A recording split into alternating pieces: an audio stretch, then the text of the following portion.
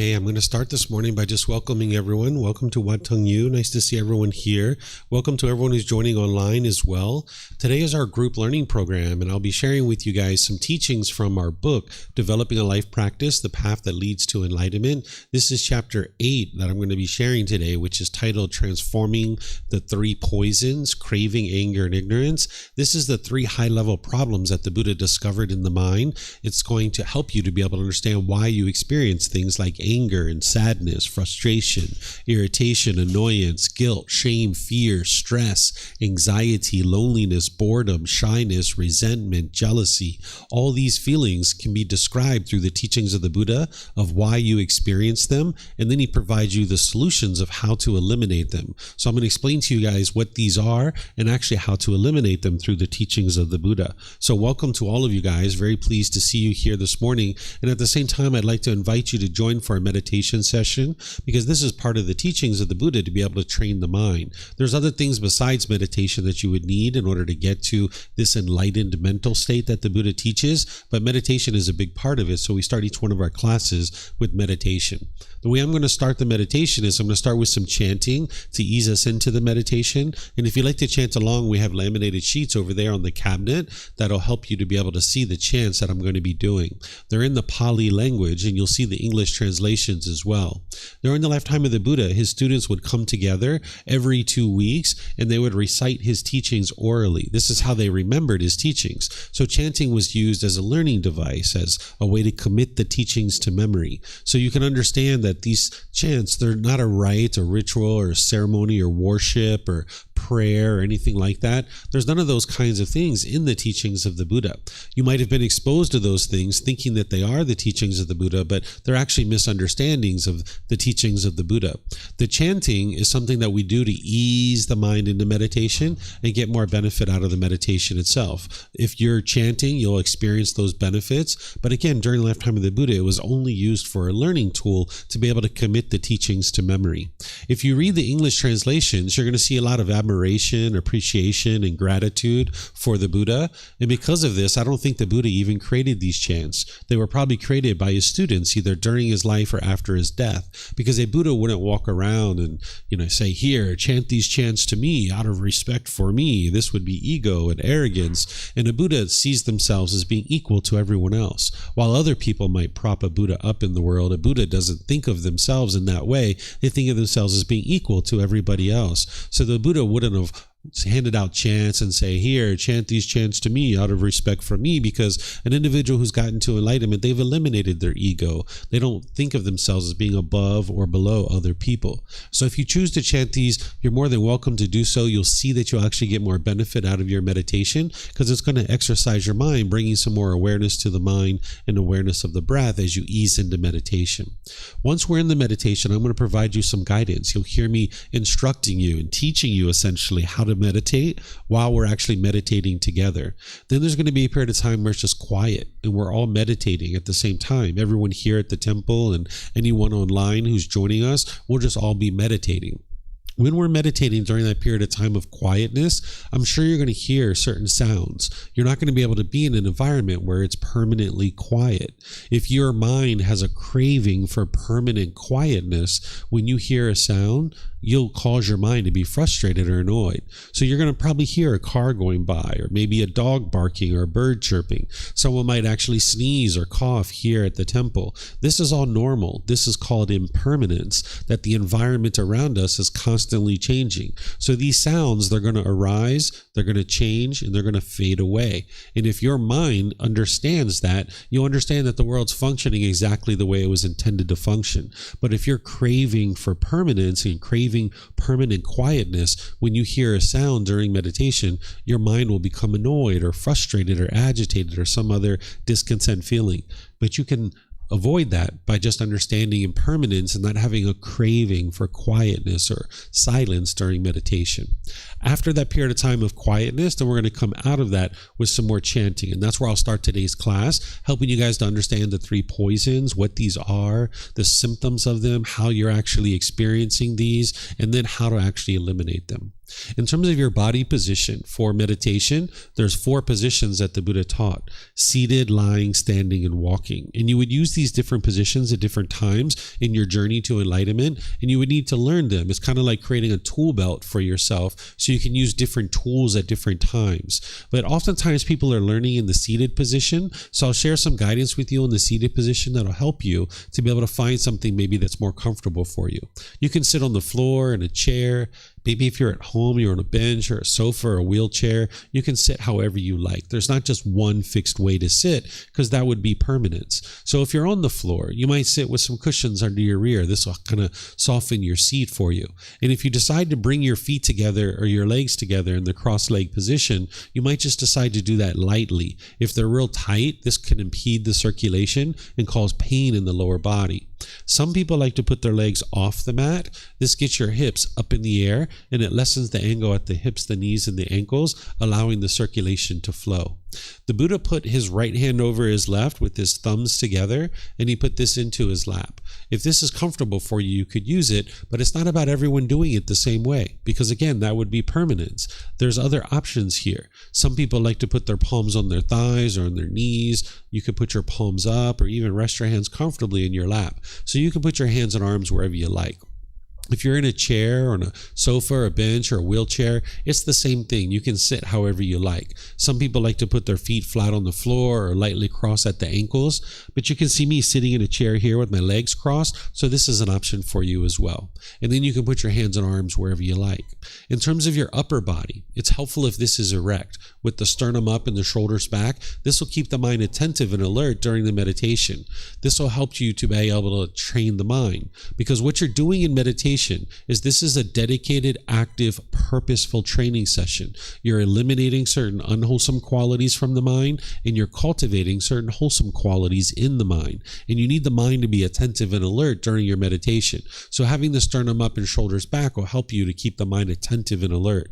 Whereas if you were slouched, the mind would have a tendency to be dull or lethargic or lazy. But if you were real rigid, the mind could be overactive or uptight. So you'd like the upper body to be in the middle with the sternum up and the shoulders back. And not only will it keep the mind attentive and alert, but it'll make it easy for you to breathe in through the nose and out through the nose. So again, I'm going to do some chanting to ease us into the meditation. If you'd like to join in, you're more than welcome. And then we'll come back in with the guidance after the chanting. Arahang Samma Sambuddho Mahakewa Otang Mahakewanhang Apivateyami Savakato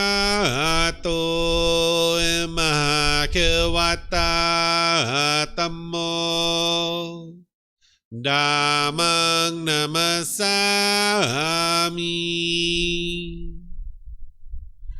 Supatipano Mahakewato Sawaka Sangho Sanghang Namami Namo Rasa Bhagavato Arahato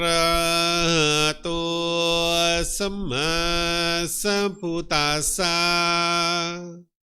Namo Rasa Bhagavato Arahato Samma Sambuddhassa Namo Rasa Bhagavato Arahato Samma Sambuddhassa Iti piso Mahakewa Arahang Samma Sambuddho Vicacaranang Sammuno Sakatoro kawitu Anutero purisa Dhammasati satatawa manusanam Bhutto bhagavati.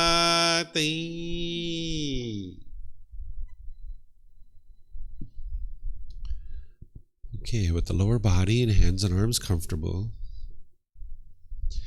in the upper body erect, just close the eyes and start breathing in through the nose and out through the nose. Here you're just looking to establish the breath, a nice, natural, steady, consistent breath. Not forced or controlled, just a gradual inhale through the nose, experiencing the full breath. And then whenever you're ready, exhale out through the nose. Breathing in and out. Breathing in and out.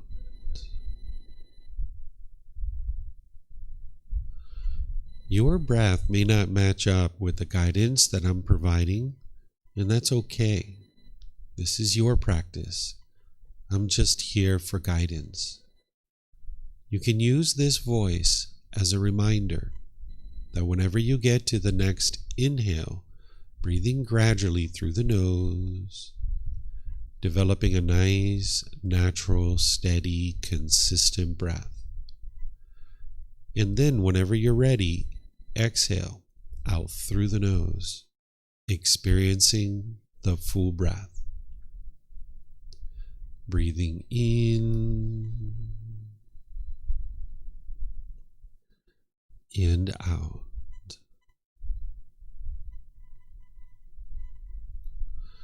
Breathing in and out.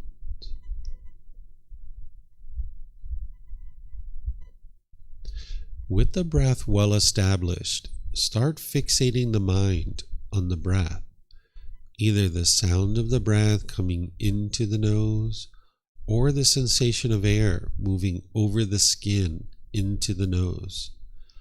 The breath is the present moment. Fixate the mind on the breath, the present moment. Breathing in and out. Breathing in and out.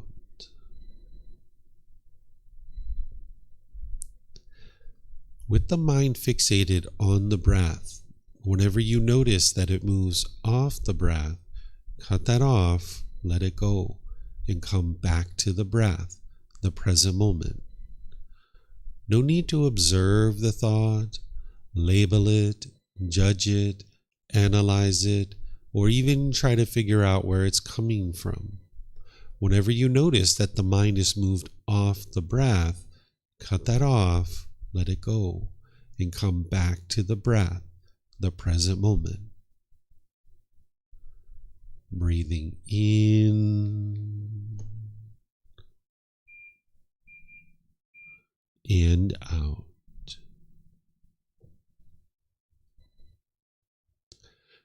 Breathing in and out.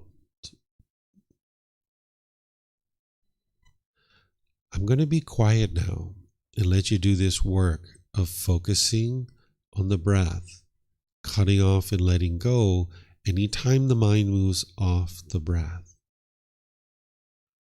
You have nowhere to go. There's nothing to do. No one needs you right now. This is your time to focus on the breath. Breathing in and out.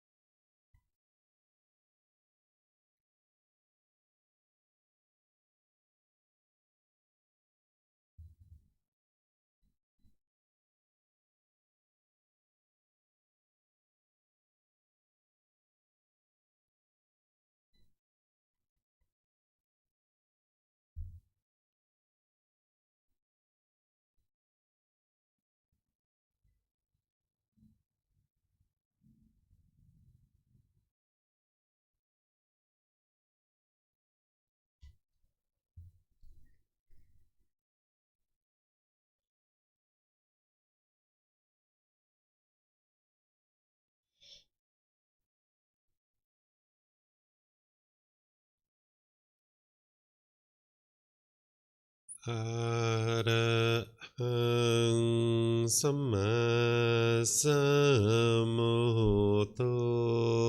Mahakawa Bhutang Mahakavanhang Apiwa Teami Savakato Mahakawata Tammo Dhammang Namasami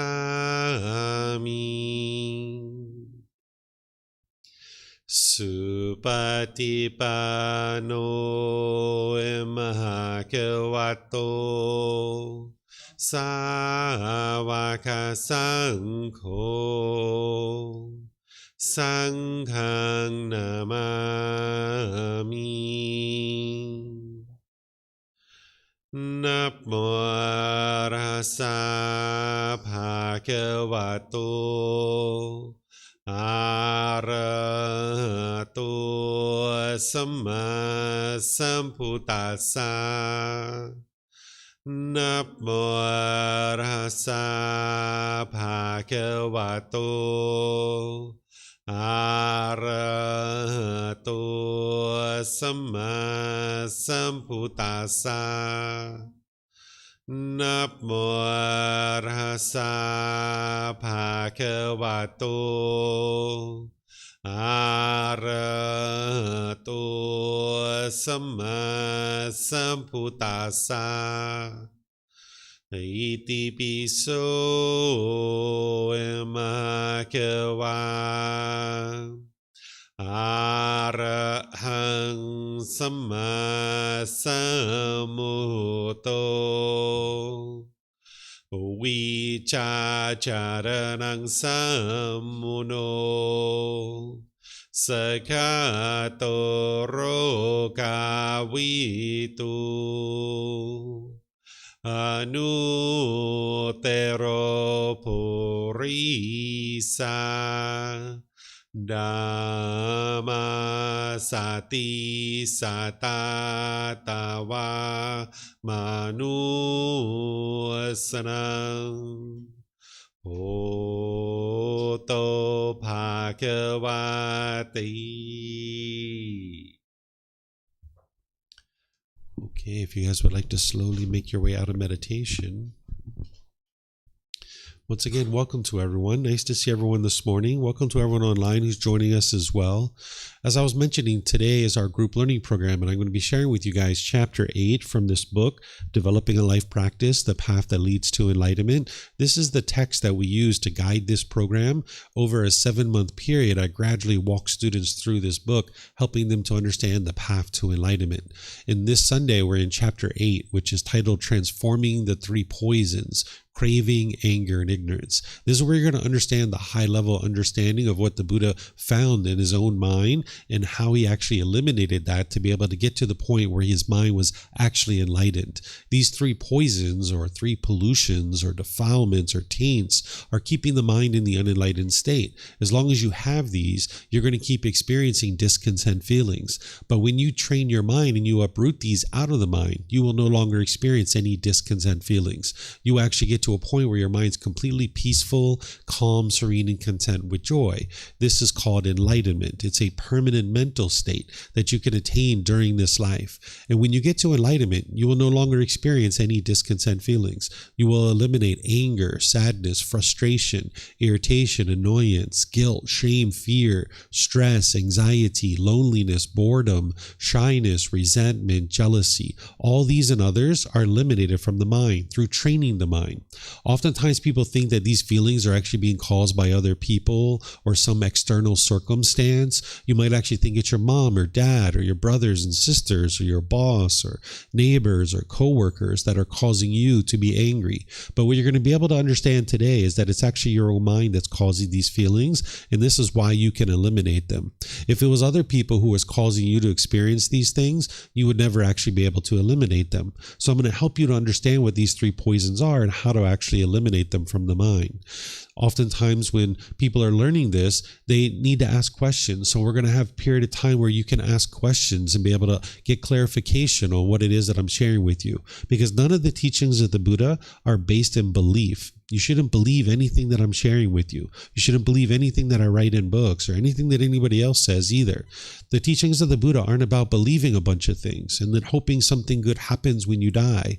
It's about learning, growing, and developing now in this life to get to this mental state where your mind's completely peaceful and joyful. So you're going to need to learn, examine, and investigate the teachings of the Buddha. You're going to need to reflect on them to independently verify whether they're true or they're false. And you're going to need to practice his teachings, integrating them into your day-to-day life. The Buddha teaches you that when you're learning his teachings, that it's wise to listen with eager ears. You're going to need to actively understand his teachings. And that's the way that you're going to be able to awaken to this enlightened mental state. When we talk about awakening to enlightenment, it means to cultivate wisdom.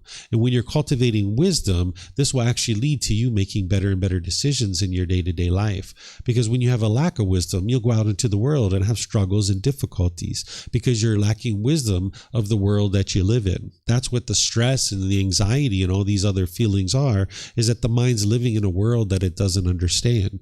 If you can think back to when we were children, we lacked wisdom of the natural law of gravity, and we struggled and had difficulties. When we were 1 year old, 2 years old, 5 years old, we fell down, we hit our head, we bumped our elbows, we had all kinds of difficulties. We broke our toys, and we cried, and we cried, and we cried. We were so upset because we kept struggling with this natural law of gravity, and we didn't understand the world that we lived in.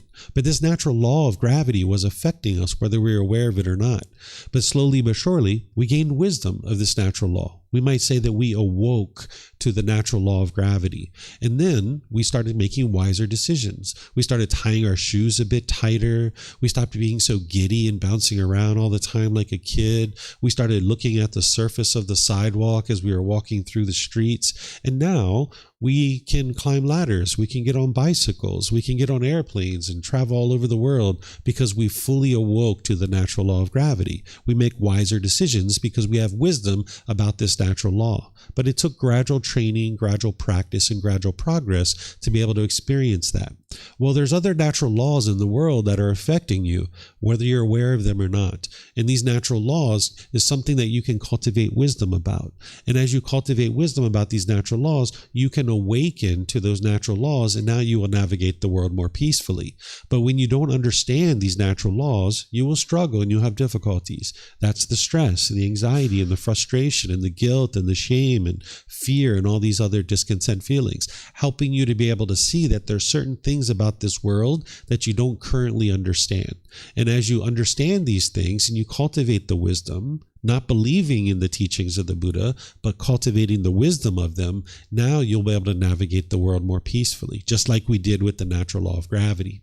So I'm going to share this topic with you to be able to help you understand it. But please don't believe anything that I share, because what I'm going to be sharing with you is I'm going to be sharing with you these 3 poisons, or these 3 unwholesome roots, or 3 fires called craving, anger, and ignorance. And when you learn these, you're going to hear me giving you examples of things that you experience because of these. I'm going to be explaining the symptoms to you.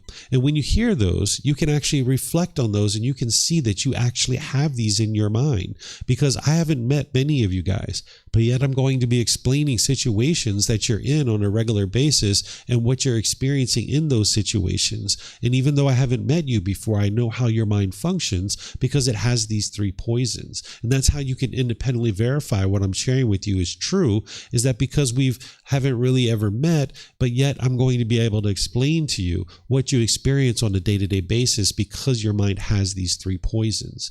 And then when you confirm that you have these 3 poisons, I'm also going to explain to you the solutions of how to fix it, so that way you can implement the solutions that the Buddha shares and you can transform your mind. Because it's through getting rid of these 3 poisons in your mind that your mind will actually move to this enlightened mental state, where not only is it peaceful, calm, serene, and content with joy, and you eliminate all those discontent discontent feelings like the anger, sadness, frustration, and others, but you'll notice that your mind's focused. You'll have concentration and clarity and deep memory, because when you have these pollutions in your mind is kind of muddled and it'll lack concentration. But when you get rid of these pollutions, your mind will perform optimally, and you'll see these improved qualities of mind in your mind on a day-to-day basis. You'll even notice that your personal and professional relationships really blossom. They'll be at ease, because when you're walking around with these three poisons, you'll have a certain amount of bitterness and harshness and hostility in your mind. And that's going to come out in your intentions, your speech, and your actions. And it's going to damage your relationships. And as you're doing that, you'll have difficulties in these relationships. But when you purify your mind of these three poisons, you'll be able to be loving and kind and warm and polite and respectful to everybody and anybody around you. And when you're putting out that politeness, respect, it'll all be coming back to you. But when you're putting out bitterness, harshness, and hostility, that's what's going to come back to you. So you like to get to the point where you can be polite, kind, friendly, and respectful in every situation. But that's very difficult for you when you have these pollutions in the mind. So by the time you get to enlightenment, not only are your relationships really blossoming and they're at ease, because your personal and professional relationships will really improve because you're not being bitter, harsh, and hostile any longer. But you'll notice that you're not even in a bad mood. That by the time you get to enlightenment, it's physically impossible to experience a bad mood. And it comes through eradicating these three poisons. And that's where you need to be sure that you're listening with eager ears and you're not believing anything that I share with you, so that way you can understand what these are and what the solutions are. And when I pause throughout the talk, you're welcome to ask any and all questions that you like. I have microphones here in this white bowl. All you need to do is come get a microphone and take it back to your seat. If you press the gray button, the lights will come on. You can hold this up to your chin and we'll be able to hear you here at the temple, and they'll be able to hear you online as well. If you speak here without a microphone, they won't be able to hear you online. And then if you could keep these microphones with you, that'd be great, because there might be someone around you that has a question, or you yourself might have more than one question, so you can just share the microphone with the people around you. And then if you're not using it, if you could turn it off, that way we won't get any feedback through the speakers. That'll help as well. And then for anybody who's online, if you would like to ask questions, you can put that into Facebook, YouTube, or Zoom in the comment section, and I'll be able to see that. Or in Zoom, you can electronically raise your hand and ask any and all questions that you like. So first, let's just talk about what these three poisons are. The three poisons, or three unwholesome roots, or three fires, these are also known as the defilements, or the pollutions, or the taints. This is a high-level description of what's plaguing the unenlightened mind and why the mind keeps experiencing the certain struggles and difficulties that it is in day-to-day life. It explains why the unenlightened mind is experiencing certain unwholesome results in life, or we might refer to this as unwholesome karma. You might have heard the word karma being used. That's from the Sanskrit language. The original teachings of the Buddha are in the Pali language, so we use the word karma. If this translated to just one English word, I would just use that word because it's easier for everyone to understand, but it doesn't translate to just one English word, so I still need to use this Pali word of karma. What karma is its cause and effect, or action and result. It's the results of your decisions. It's nothing mystical or magical. It's not punishments and rewards. It's not about who's to blame or who's at fault. It's essentially a sequence of events that whenever you make a decision, there's going to be a certain result. There's going to be a certain effect based on that decision. So essentially, you can think of it as a sequence of events. When you make wise decisions, you will experience wholesome karma, or wholesome results. And when you make unwise decisions, you will experience unwholesome karma, or unwholesome results. And when you make decisions through these three poisons, or these three unwholesome roots, it's going to produce unwholesome results for you. Because when you're out in the world making decisions and you don't understand what these three poisons are, and you don't understand what's going on in your own mind, you will tend to make unwise decisions. You'll think that you're making all the best decisions in the world. That's the mind's ego in there, thinking that I'm so great and what I do is right and what everyone else does is wrong. That's what the mind's going to trick you, to make you think that what you're doing is right and what everyone else is doing is wrong. But in reality, if you're out there without an understanding of these three poisons and these natural laws that the Buddha taught, you're going to be inadvertently making unwise decisions, not realizing that you're truly making these unwise decisions, thinking that you're making wise decisions. And as you're experiencing these unwholesome results coming back to you, what people tend to do is they tend to blame other people for the things that they're experiencing. But in reality, it's your own decisions that are leading to these results. Or another thing people will do when they lack an understanding of the three poisons or the natural law of karma is they'll think that what they're experiencing is good luck or bad luck, or destiny or fate, or they might think it's God or some entity called the universe that is causing them to experience what they're experiencing. Or again, they might blame it on other people. And as long as you subscribe to this type of thinking, that means you're stuck and you can't change anything about your life, because you can't change good luck or bad luck. You can't change destiny or fate. You can't change God or some entity called the universe, and you can't change other people to do things your way. So as long as you think this way, then you're stuck and there's nothing you can do to improve what's going on in your life. But that's not true reality. True reality is that you can improve your life. You can cultivate wisdom. You can make better decisions, and you can experience improved results in your life.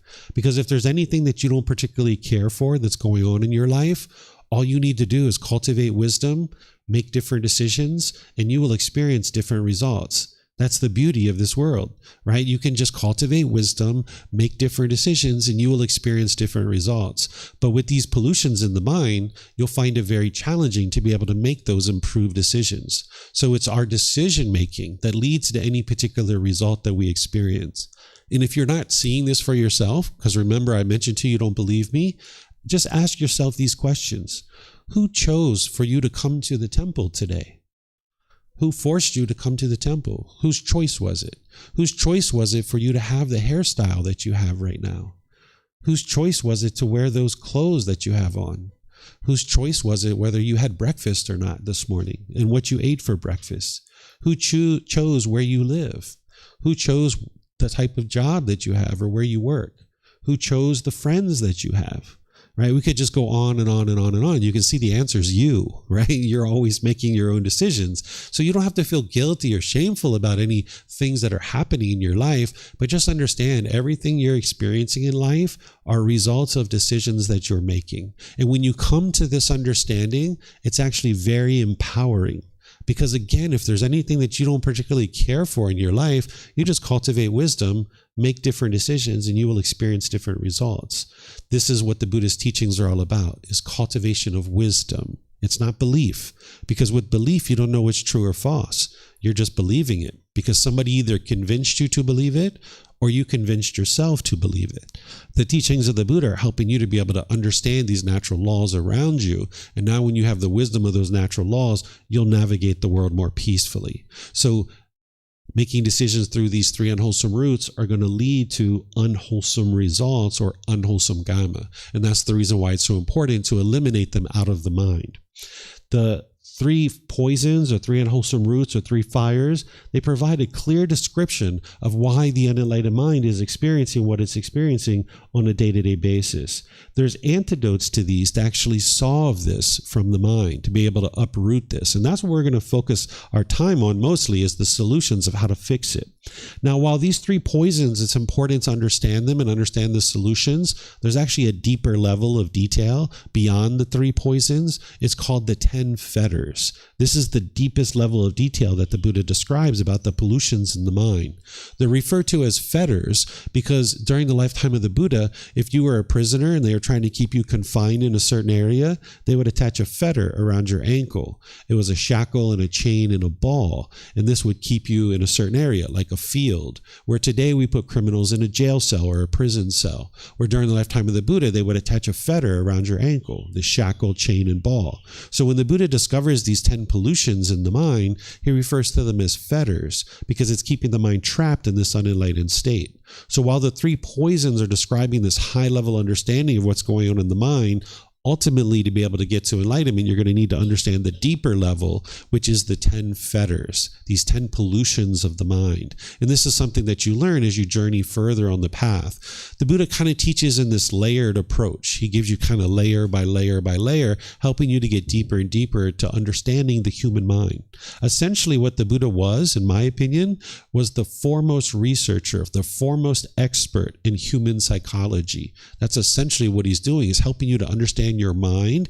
And he took human psychology and he boiled it down to a common language that everybody could understand. And now that there's more and more people that can understand this human psychology, now you can skillfully work with your mind to be able to get to the point where you eliminate these discontent feelings. So he's taking this human psychology and bringing it down to a level that everybody can understand. And it takes a real expert, a real master to be able to do that. So these 10 fetters explain the problems in much more detail, but it's helpful to first understand the 3 poisons or the 3 unwholesome roots.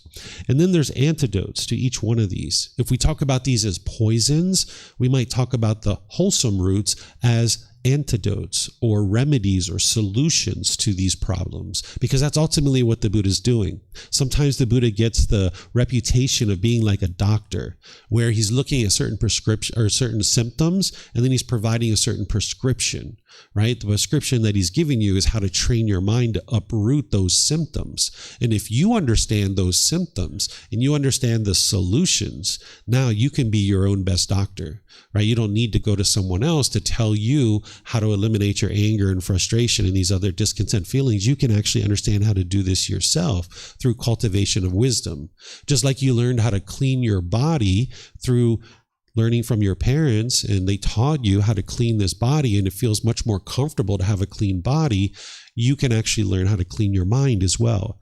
And maybe you didn't learn that growing up because maybe your parents and the adults around you didn't know how to clean the mind. But now you're in a position and in a location where people actually understand how to clean the mind.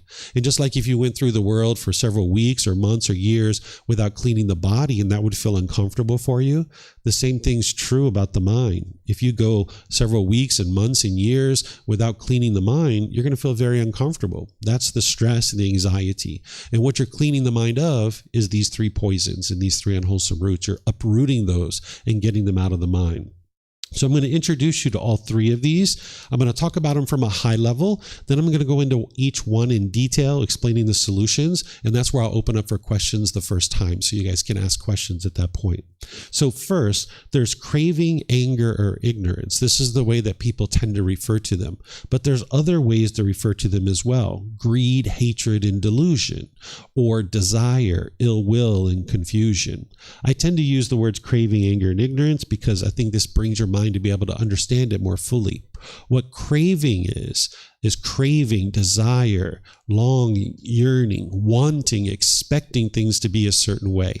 The mind will chase and chase and chase and chase and chase. And if the mind gets what it wants, it will get pleasant feelings like happiness, excitement, elation, thrill, exhilaration, euphoria. But if the mind doesn't get what it's chasing after, what it's longing, yearning for, what it's craving and desiring, it will experience painful feelings like sadness, anger, frustration, irritation, annoyance, guilt, shame, fear, stress, anxiety. This is very painful for the mind to experience. So the mind is chasing, it's longing, it's yearning. It has this unquenchable thirst where it thinks the next new shiny object waiting around the corner is going to provide some kind of lasting satisfaction. So it will chase it and chase it and chase it and chase it. And again, if the mind gets what it wants, it gets pleasant feelings. But if it doesn't get what it wants, it gets painful feelings. So for example, if you crave and long and yearn for it to be sunny outside, you'll be so happy when it's sunny outside. But then when it rains or some other weather event, you'll be frustrated or agitated or annoyed because the mind's craving permanence here. Or when your bank account balance goes up here, you'll get really happy and excited. But when it goes down here, you'll get frustrated or agitated or annoyed.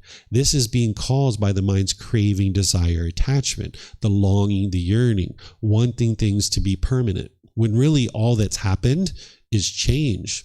It just went from sun to rain, and it went from here to here. And the world is full of change. The world around you is constantly changing. It is impermanent. So when the mind's getting what it wants, what it's longing, yearning for, what it's chasing, it will get these pleasant feelings, happiness, excitement, and others. But when it's not getting what it wants, it gets the painful feelings like sadness, anger, and frustration, and others. And when that anger is arising, the second poison, when this anger is arising, the unenlightened mind, with its lack of wisdom, will tend to attribute that to something external. You'll think that it's your mom or dad or brothers or sisters or your friends or family members that are causing these painful feelings. And what the mind will tend to do is it will tend to push this away. It will tend to push people out of your life. You might have pushed friends or family members out of your life, or you might have pushed a situation out of your life. This is called aversion. And you can see that this didn't solve your problem, because when you push those people out of your life, you still get annoyed, you still get frustrated, you still get irritated, these other discontent feelings. If they were the true cause of your problem, when you push them out of your life, you would be peaceful for the rest of your life because you've solved your problem. But when you push those people out of your life, it didn't solve your problem because they're not the true cause. They might have been doing something unwise, but that's not what's causing your mind to be angry or frustrated. It's your craving, desire, attachment. The other thing that the mind will do when it doesn't understand this wisdom is not only will it become unskillful and push people away, but the second thing it might do is it might be bitter and harsh and hostile to people through your intentions, your speech, and your actions. You might be harsh and bitter and hostile with animosity. It's almost like an animal's growling and roaring at another animal, trying to fear it and to do things your way. It's like a lion, like, "Arr!" And now through your intentions, speech, and actions, you're trying to fear this other person into doing things your way. This is because the mind associates its painful feelings of anger to this person. And it thinks that if I can convince them to do things my way, I'll get my pleasant feelings. And now we can go on in our day. But that doesn't work because you can't force people and control people to do things your way.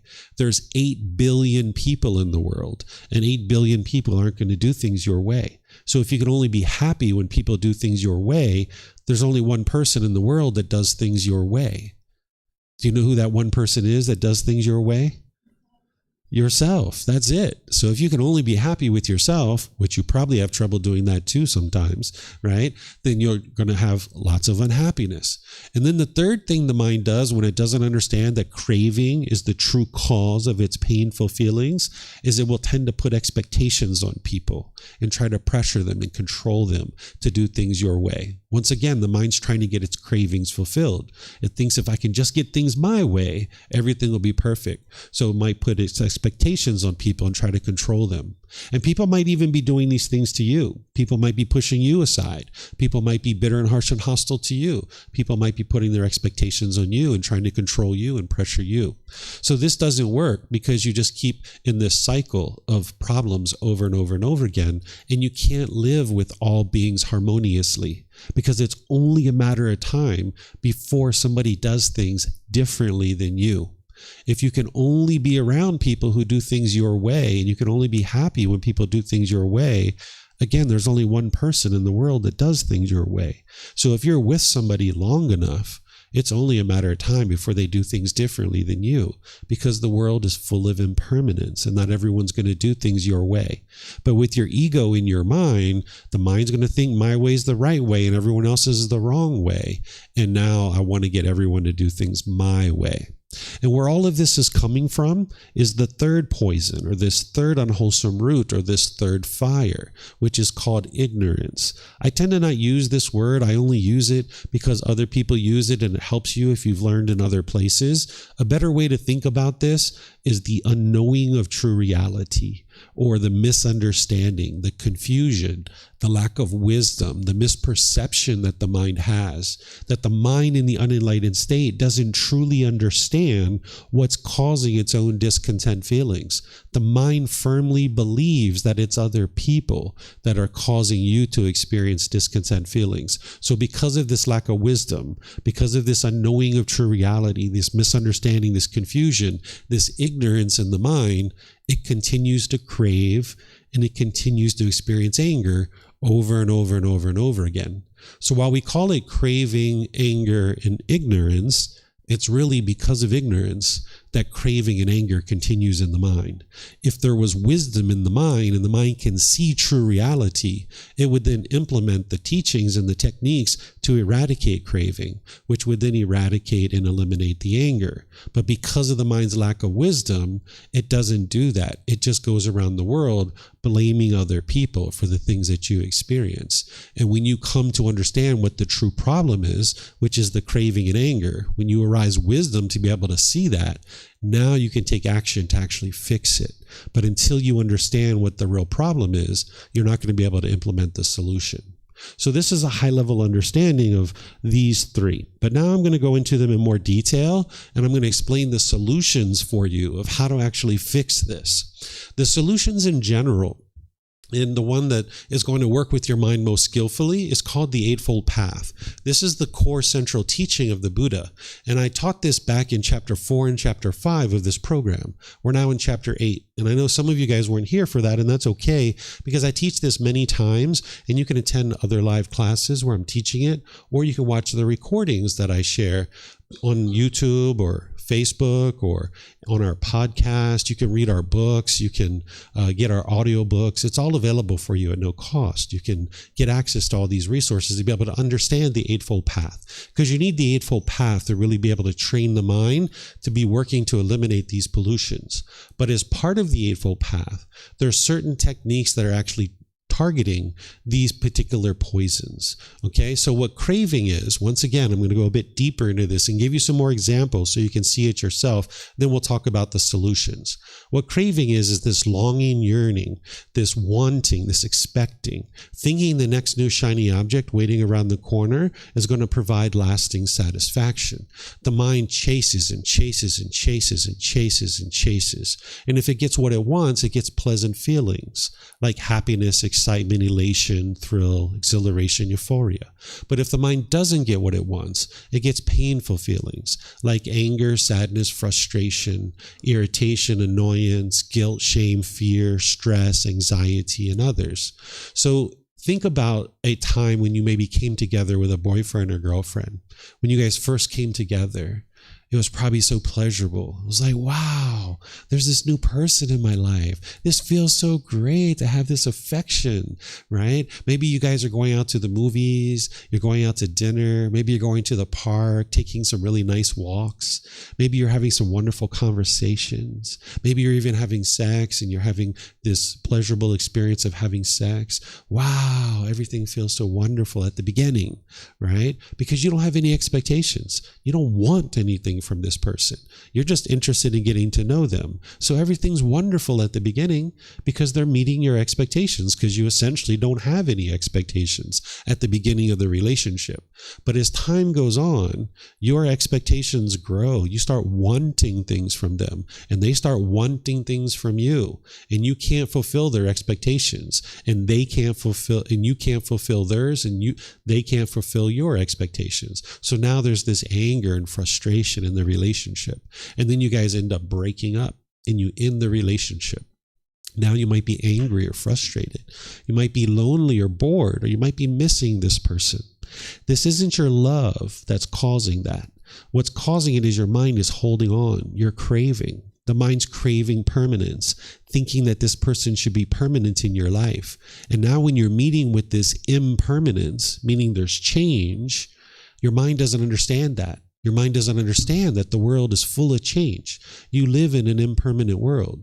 You will not find anything around you that is permanent, but yet the mind's lack of wisdom wants things to be permanent. So now when you're in the relationship, you feel great, you feel comfortable to a certain degree, but then when you guys break up, the mind's not getting what it wants, what it's longing, yearning for, what it was holding on to. It's not getting that. So the mind experiences painful feelings like anger, frustration, and others.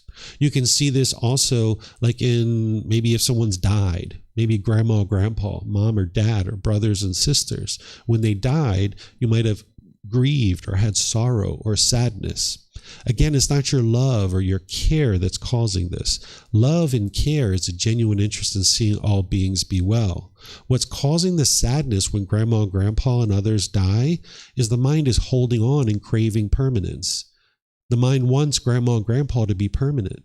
As long as the mind's getting what it wants, it gets pleasant feelings. But when it's not getting what it wants, it gets painful feelings. It wants grandma and grandpa to be alive. And now when they're alive, you're happy. But when the mind's not getting what it wants, which is grandma and grandpa to be alive, it experiences sadness, anger, or sorrow, or grief, or some kind of displeasure. Because the mind's holding on and craving permanence, wanting grandma and grandpa to be permanent. When in reality, they are not permanent. They are impermanent. Because they were born, they had to die. Right? This is a natural process. Just like you go outside and the wind blows, we're all going to die. None of us are going to be alive forever. We're all going to die. But when our mind is craving permanence, that's very painful. When somebody close to us dies, you'll experience painful feelings. Or when you're getting close to your own death. Because if the mind's holding on to this world, wanting it to be permanent, when you're getting close to death, it'll be very painful for you. You can see this if you've ever been to a wedding. Maybe people around you were crying at the wedding. Maybe brothers and sisters, or maybe you were crying, or maybe moms or dads or aunts or uncles, because now this person is going off into the world with somebody else. And the mind's like, hold on a second, that's my brother, that's my sister. How dare you take them away from me? Because the mind's experiencing this impermanence. The mind realizes in that moment, oh my goodness, my brother is not permanent. My sister is not permanent, and the mind's holding on to them. And now mom and dad or brothers and sisters might be crying at a wedding. If you've ever remember back to when you were a child getting dropped off at school or getting dropped off at university, maybe your parents were crying then too, or maybe you were crying when you're getting dropped off at school because the mind was holding on to mom and dad, wanting them to be permanent. This is where you can see it's not love, because going off to school, hey, this is great. You're going to go get an education. This is wonderful. Go have fun. Become educated. This is outstanding for you. It's not the love that's causing the sadness when you drop your kids off at school. It's the mind holding on and craving permanence, right? Here's another situation you can see it in. Something other than relationships, because sometimes people have challenges to see it in relationships. Let's just say you bought a brand new car.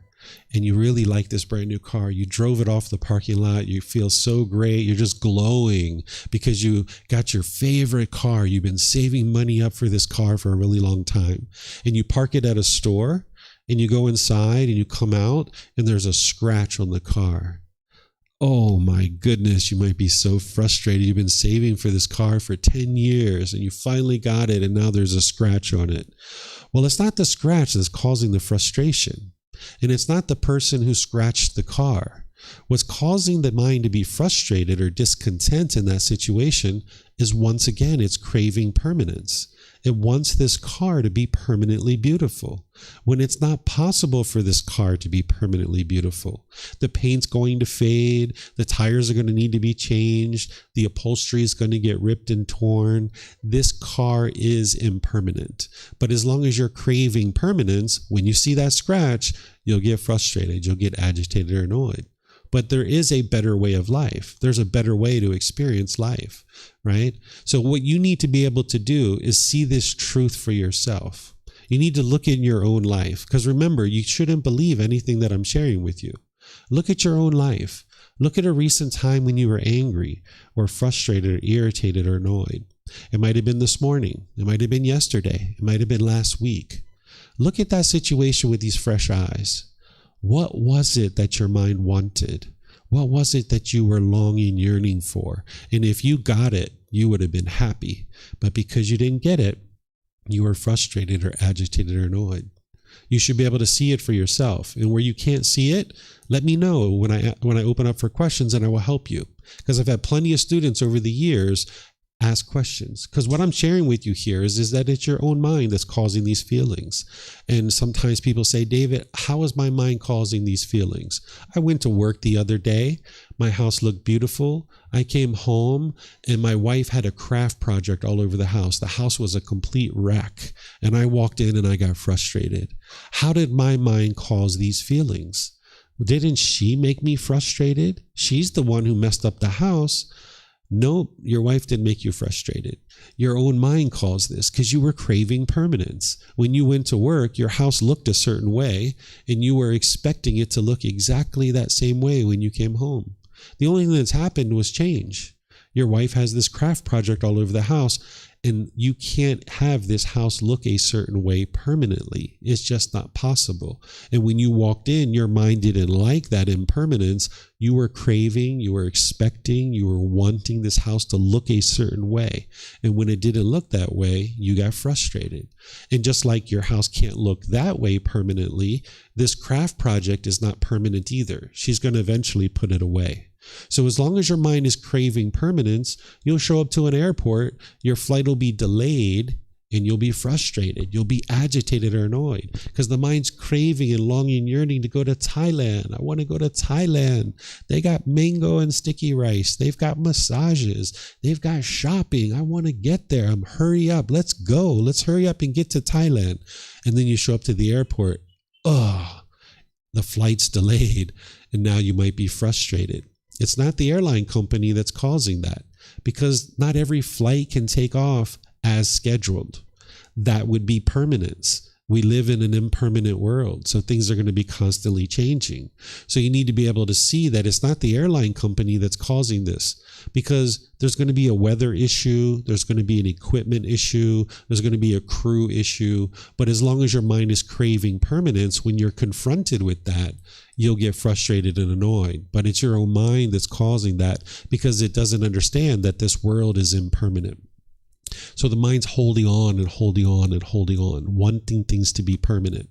And this is where the solutions come in. The Buddha provides breathing, mindfulness, meditation, and generosity as two solutions to really target the craving, desire, attachment. Again, it's the Eightfold Path that is the complete, perfect plan.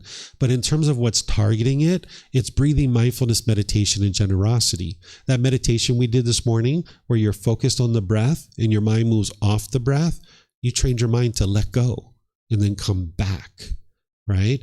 The mind moves off the breath, you let go, and then you come back. Because that's what the unenlightened mind doesn't know how to do.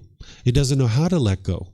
That's why after you broke up with that boyfriend or girlfriend, for a period of time, you were sad. You were missing this person. You were frustrated. You were lonely and bored because your mind was holding on. But at some point, you let go.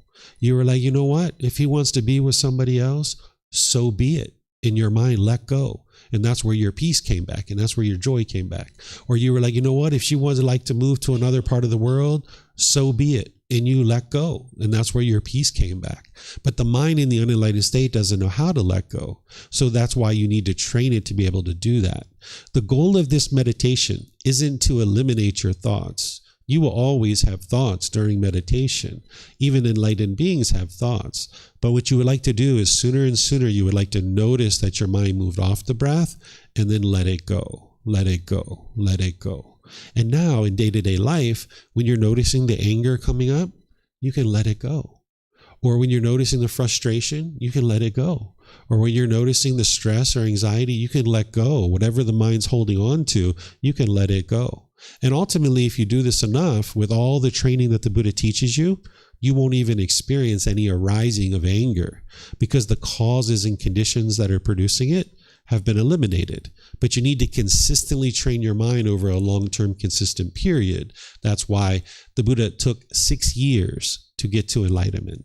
Sometimes people think that he sat under a tree, he meditated, and instantly got to enlightenment. This isn't actually true. You can see it in his own teachings, that it's gradual training, gradual practice, and gradual progress. So when you gradually train your mind, you can get to the point where you eliminate the causes and conditions that are producing these discontent feelings from arising. And meditation is an important component of that. So I teach this in detail at different times where you can learn the meditation. Then you're going to need to practice generosity. This is also training your mind to let go. Because when you have craving, desire, attachment in your mind, that longing, yearning, and chasing after things, the mind will tend to be somewhat selfish. It won't be interested in sharing with other people. It's my money. It's my food. It's my clothes. Mine, mine, mine, mine, mine, mine, mine. And the mind will hold on to these things. The mind thinks, if I spend 3 hours doing this, I want this in return. Well, if I spend 3 days doing this, I want this in return. The mind wants. It holds on. It's unwilling to share with other people. So when you're practicing generosity, You're giving and sharing with other people. You're living open-handedly without any expectation of anything in return. This is something that the mind can use in order to train to let go. So you can practice sharing your time, effort, energy, and resources so that this way your mind can be trained to let go. So for example, if you're going into a store and you see there's someone behind you, you could hold the door for the person and let them go first. But if you're standing there with an expectation, if you're standing there with a craving that everybody will say thank you, when they walk through the door and they don't say thank you, you'll be angry, you'll be frustrated because you're not practicing pure generosity. You have an expectation. You want something from this person, which is a thank you. So if you're practicing generosity, you need to do it without any expectation of anything in return. There's only one reason to practice generosity, and it's to enhance the quality of your mind. It's enhancing your mind to train it to let go. So you can be practicing generosity all throughout your days, where you would like to do this frequently, be practicing generosity. Maybe you're at the market buying some mangoes, but you know that your neighbor likes bananas. Hey, take an extra 30 seconds to a minute, toss some bananas into the bag and share it with your neighbors. This is practicing generosity, where you don't want anything in return. You don't expect anything in return. You're just giving and sharing with others, being joyful in giving and sharing your time, effort, energy, and resources without any expectation of anything in return. So these are the two practices that are really targeting this craving to train your mind to let go.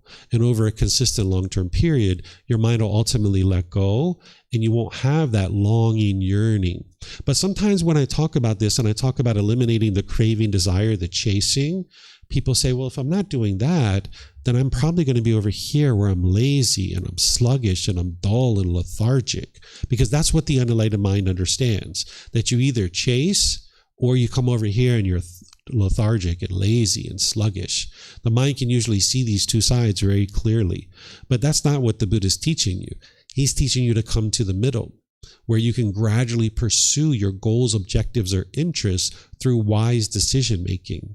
But your mind doesn't know how to do that in the unenlightened state. All it knows how to do is chase, and then when you get exhausted with that, your mind will swing to the other side and you'll be tired and exhausted and sluggish. So there's this better way of life of gradually training your mind to come to the middle, and that's what the mind needs to learn how to do. So I'm going to pause here and see what questions you guys have before we move on to the next one. If you have questions, if you guys could use the microphones here or online, you can put that into Facebook, YouTube, or Zoom, or you can raise your hand in Zoom and ask any questions that you like. So I think we have at least one question here. Yes, ma'am. Just takes a second for it to engage. For sharing your thoughts. I really like your discussion where you said Buddhism is about like the present as opposed to the future. I think my confusion comes in here. I just came back from Tibet where I saw people doing like 100,000 full body prostrations in exchange of the idea that they're going to have a better position in the 6 paths of reincarnation. And also like in your very first page, it talked about karma. And my very basic understanding of it is that if you do good things now, you're going to like get good result for yourself or like people around you in the future. And to me, to some extent, that sounds like a transaction. So just like in terms of the timing and the intent of each of your action, I'm confused. Like, are you doing this in like a very pragmatic way? Like, even if you're like doing like, say like sharing bananas with your neighbors, which sounds really good. You also kind of like mentioned about this like peace of mind, this like joyfulness that you will get as a result. And isn't that like kind of the result, even though when you're like sharing it, you're not like looking for any praises from your neighbors, you're still expecting certain things out of your own action. And then timing of your current action still focuses on this like future gratification as opposed to like the joy of like buying bananas now. Okay, sure, I'll help you because there's definitely misunderstanding there. So what you're going to see in Tibet and in a lot of places in the world, even China and India, that's where the Buddha was teaching essentially. Even here in Thailand, you'll see many misunderstandings. There's about 500 million people in the world that consider what they're doing to be Buddhist, but very few of those people are actually studying with the original words of the Buddha and what the Buddha actually taught. They're not learning to be able to investigate his teachings, to reflect on them, to independently verify them, and practice them to cultivate wisdom. Oftentimes what you're seeing is rites, rituals, ceremonies, and worship, or even prayer. And whenever you see these kinds of things, this isn't from the Buddha. If you study his original teachings, which again, very few people do, you'll be able to see that he never taught any of those kinds of things. He didn't teach mystical and magical things. He didn't teach auspicious and superstitious things. He didn't teach to worry about the future. He didn't teach to do things now in order to get some reward later. That's not what he's teaching you. Instead, he's teaching you to understand what's going on in your own mind, what these pollutions are, how to uproot them and eliminate them, and how to cultivate wisdom to make wise decisions as you interact with people in the world so you can live harmoniously. So practicing generosity isn't because you want something in the future.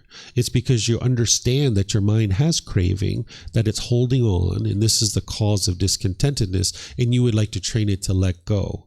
And that's what the generosity is going to do for you, is it's going to train your mind to let go. And now, as you're training your mind like this, gradually, slowly, but surely, with the Eightfold Path, which is the core central teaching, you're going to gradually see the improvement to the condition of your mind in your life. If you're just doing those prostrations, if you're just praying, all these kinds of things, you're not going to see improvement to the condition of your mind. But when you learn the true teachings of the Buddha and you implement his true teachings, you'll be able to see gradual improvement. There's some students that have studied with me that can see this as short as 2 days, right? That they maybe study with me for 2 days, they were training their mind for 2 days, and then they came in on the third day, they had gotten an email that morning, and they were like, whoa, I normally would have felt so guilty and shameful and frustrated when I saw this email, but I understood it. It was just impermanence, and my mind was completely peaceful. They experienced that situation very differently than they did before when they lacked wisdom. So all the teachings of the Buddha come to the cultivation of wisdom, developing your mind and being able to understand the natural laws. It has nothing to do with all these prostrations and rituals and ceremonies and all of these kinds of things, because we're 2,500 years after the death of the Buddha, and people have either inadvertently changed his teachings or they have overtly changed his teachings. And now, 2,500 years later, there's so many misunderstandings. But the way that you cut through that is that you don't believe anything.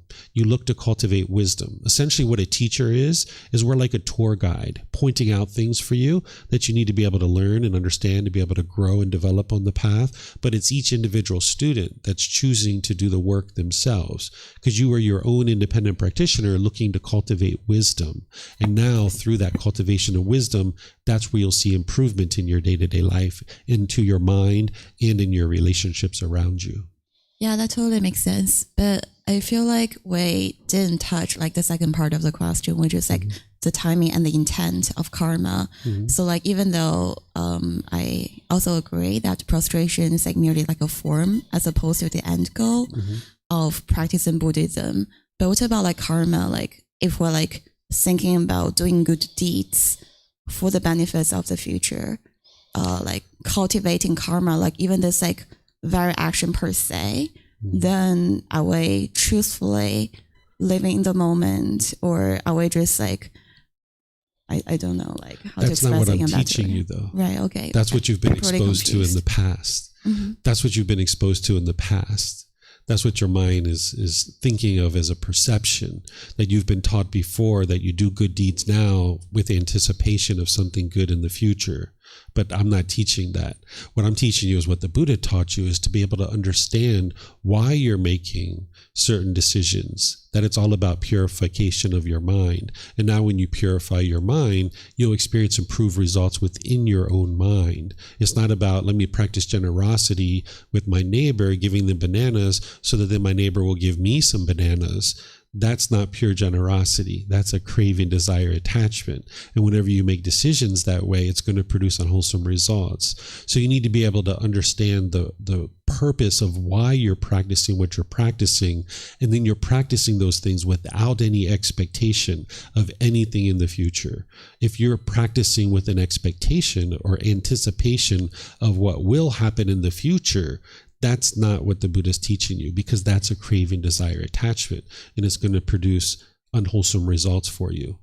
Okay, that actually makes perfect sense. Last question. But like the purification of your mind, the betterness of your own like being, is that like also a benefit? Like you're like practicing this still like for yourself, right? Yeah, of course, there's benefit to you in practicing and purifying your mind, just like you go into a shower each day and you wash this body, and then for the rest of the day you feel fresh, or at least for several hours, right? There's going to be a benefit there, but you're washing this body because you know it's a wise thing to do, that it needs to be hygienic, that there can be disease and illness if you don't wash it.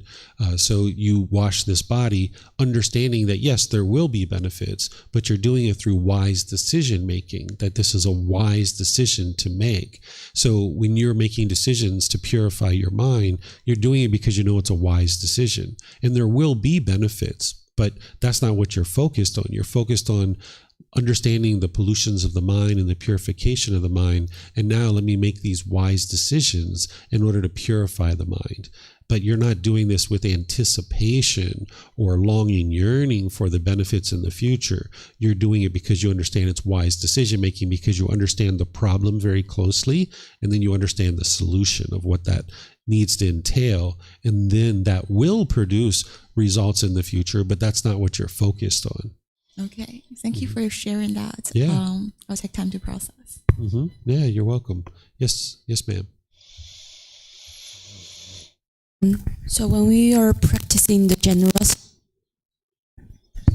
do we have to share the things we have as desire? Say, like I bought a pack of pineapples, like which I really ate, and I shared with my friends. Because I was thinking like, oh, it's okay if I share with him. Like, I don't really have to eat all of them, even though I love the pineapples a lot. Is that kind of way to practice generosity? Or I have to share something I really love, I have like strong craving for? Yes, the answer is yes, but let me help you with the language a little bit, because we oftentimes use the word love, but it's actually a craving, desire, attachment. When you start to understand what love is, you'll understand that you can't love an inanimate object like pineapples or chocolate or ice cream. You can't actually love these things, because love is a genuine interest in seeing a being be well, seeing all beings be well. So when someone says, I love chocolate, what they're really saying is, I'm attached to chocolate. I really crave chocolate a lot. Yes, when you're noticing that you're having craving, desire, attachment for a particular object, it's wise to practice generosity with that object, because that's going to train your mind to let it go. So if you get your clothes out of the washing machine, you see it's ripped and torn, and you're noticing that you're angry or frustrated about that, you're attached to your clothing. You would be wise to share this with other people, either give it away or let other people wear it. This is going to train your mind to let it go. If you're noticing when your bank account balance is up here, you get happy, and when it goes down here, you get frustrated, it would be wise to share your money. But you still need to do this from the middle way too, because if you shared excessively, you wouldn't have what you need. But if you never shared, you're going to be quite selfish. So you need to even practice your generosity from the middle way. But where you see your mind is longing, yearning for certain things, and it's becoming discontent with that particular thing, you know your mind has a craving for that object, it would be wise to share that object. And not because you have to, but because you understand that it's wise and it's going to lead to these important results for you, which is the purification of your mind, and you'll see more peace and more joy. So there's only one reason to practice generosity, which is to enhance the quality of your mind. And you know that that's going to occur through this cause and effect. And that's where you independently verify what I'm sharing is true, that you don't believe what I'm sharing. You learn it, you examine it, you investigate it. That's what you're doing now, intellectually understanding it. Then you reflect on it. You're like, yeah, I can see that if I was quite selfish and I shared that would train my mind to let it go. I can reflect on that and see how that's probably true. But then you practice it and you see for yourself through the practice of actually doing it that you see it actually works. And then you're like, this is the truth. Now I have wisdom because I learned, I reflected, and I practiced, and now I know the truth, that the mind indeed has craving, generosity indeed trains it to let it go, as well as breathing mindfulness meditation. And now I know that I just need to do this with all these different things that are going on in my life, and that's what's going to train my mind to let go. Okay, looks like we have a question coming in on Zoom. Let me see what we have here. Okay, it looks like from Chris in the Philippines. I have a craving for Zach, this is a 7-year-old son, to live a good life, be raised properly, and not suffer. I also experience low energy and sleepiness throughout the day. Would eliminating cravings I have related to Zach help boost energy throughout the day? You'll notice that all cravings, desires, attachments are going to burden the mind. It's going to weigh it down. It's like carrying around this heavy burden. And when you're letting go of any of your cravings, desires, attachments, it's going to help the mind be more uplifted, because that's what an enlightened being is experiencing, where the mind's cheerful, bright, and uplifted. So any kind of cravings that you eliminate, not just the one to your son, but all of them, will help the mind feel more uplifted, because you're not carrying around this burden. Because when you have craving, desire, attachment in your mind, it's going to be pulling in all these different directions, and it's very exhausting. That's why when someone goes out into the world and everything that they want is happening, like they have certain cravings in a particular day, maybe they get a brand new job, they get a new car, maybe they get more money, maybe they get invited to a certain event and they're so happy, they're like, wow, this is the best day ever. But then if you go out into the world, you get fired from your job, your car gets in an accident, or you lose your money, and then you're like, this is the worst day ever. Maybe your mom is sick or your son is sick, you're like, this is the worst day ever.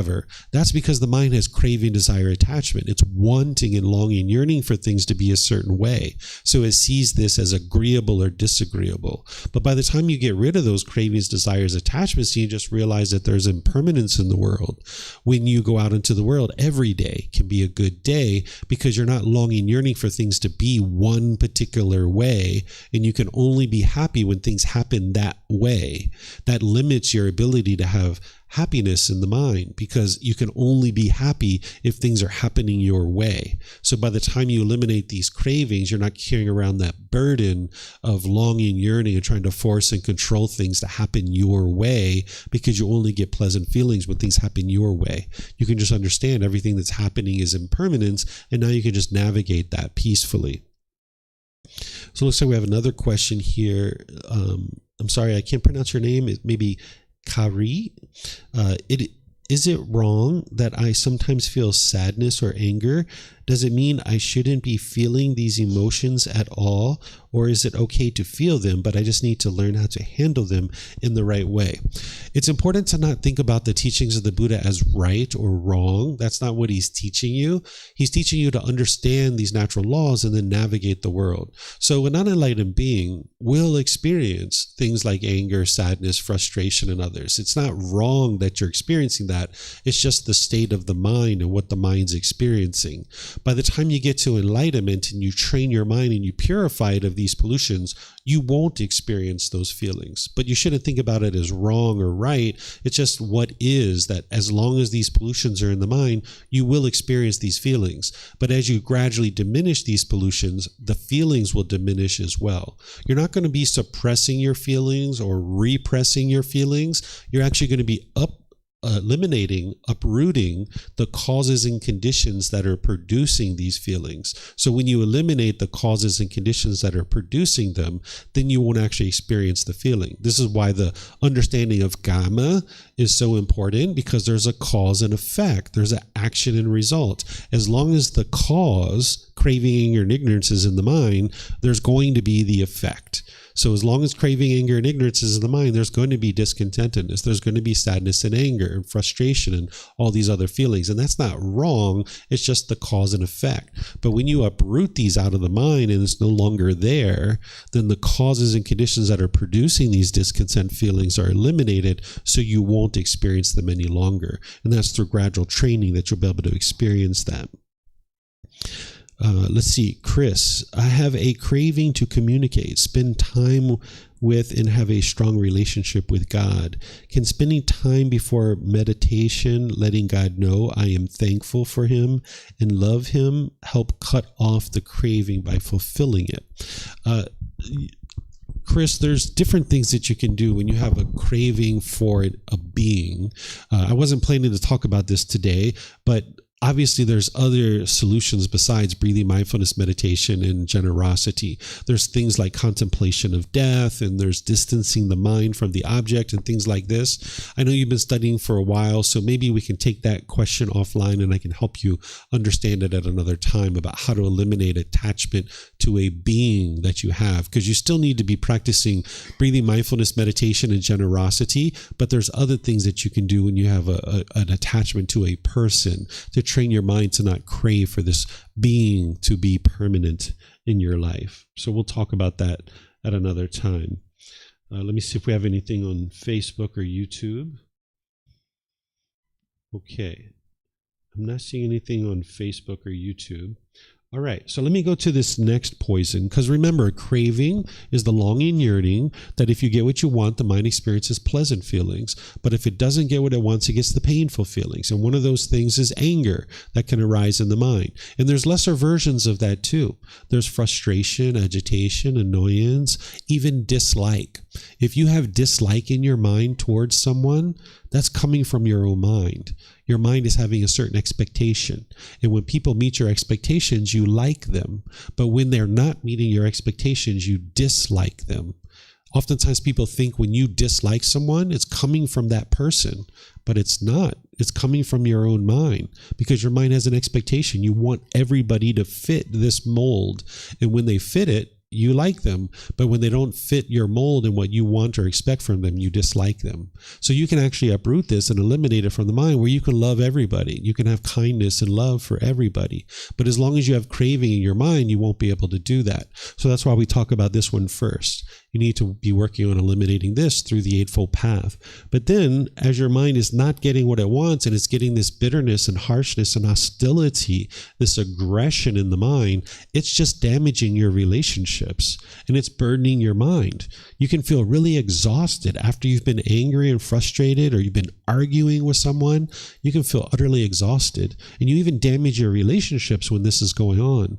Again, when that anger is arising, the mind firmly believes that it's something external that's causing it. So it will tend to push people away, or it'll push the situation away. That's called aversion.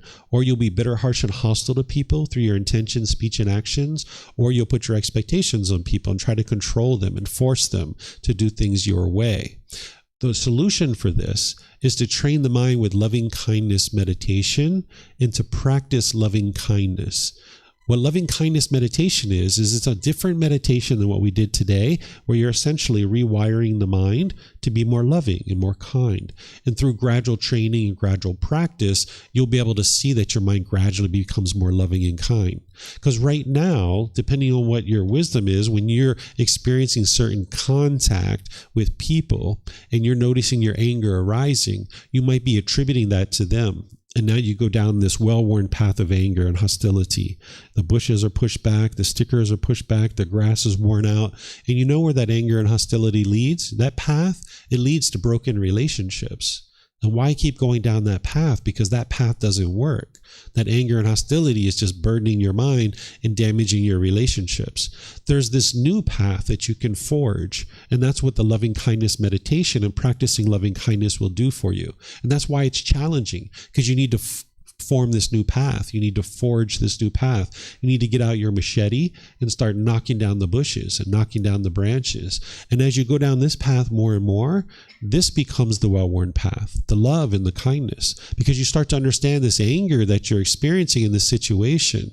It's actually coming from your own mind. So the last thing you're interested in doing is going down this path of anger. So you start going down this new path of love and kindness, where you can have love and kindness with everybody around you.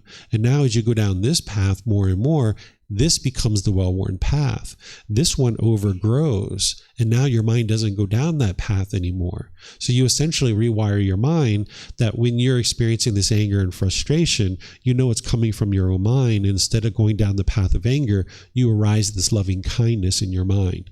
So practicing loving kindness meditation is like filling up your gas tank with loving kindness. And you usually do this in the morning, and then you go out in your day through your intentions, your speech, and your actions, and you're loving and kind with the people around you. And when you're loving and kind with the people around you, that's what's going to come back to you. Because when you're bitter and harsh and hostile and aggressive with people, that's the cause that now you're going to get the effect, which is people are going to be bitter and harsh and hostile with you. Look at the relationships that you have where you're bitter, harsh, and hostile. Those people tend to be bitter and harsh and hostile with you too. Because that's what you're putting out, that's what's coming back to you. So if you keep doing that, where you're trying to change them and being bitter and harsh and hostile, you'll never actually fix this. You actually need to fix your own mind. It's kind of like your relationship is in a log jam and everything's all jammed up. And you need to pull out the anger. You need to pull out the hostility. You need to pull out the bitterness. And now everything can flow better. So this loving kindness meditation is something that you can learn where you're rewiring your mind. And then you go out into your day-to-day life through your intentions, speech, and actions, being loving and kind, warm and gentle. And this is where the Eightfold Path comes into play, because the Buddha teaches you how to make wise decisions around your moral conduct, so that he explains to you the causes and conditions that are producing harm through your intentions, your speech, your actions, your livelihood. And when you understand that Eightfold Path and you practice it more and more closely, now you can make wise decisions about how you interact with other people. And when you interact with other people wisely and you're not causing harm, now you will see more and more wholesome results in your relationships. So you're going to need to bring your practice up to this level of the Eightfold Path and live your life that way for an extended period of time. And now you'll clean up the relationships around you.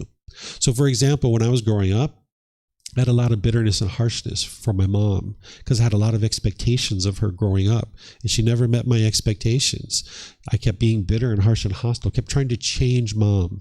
When mom and I would get together, it was only a matter of time before fireworks went off. Right? Mom would pick up the rubber ball of anger and she'd throw it around the room, and I'd pick up the rubber ball of anger and throw it around the room. And next thing you know, we got all these rubber balls bouncing around the room.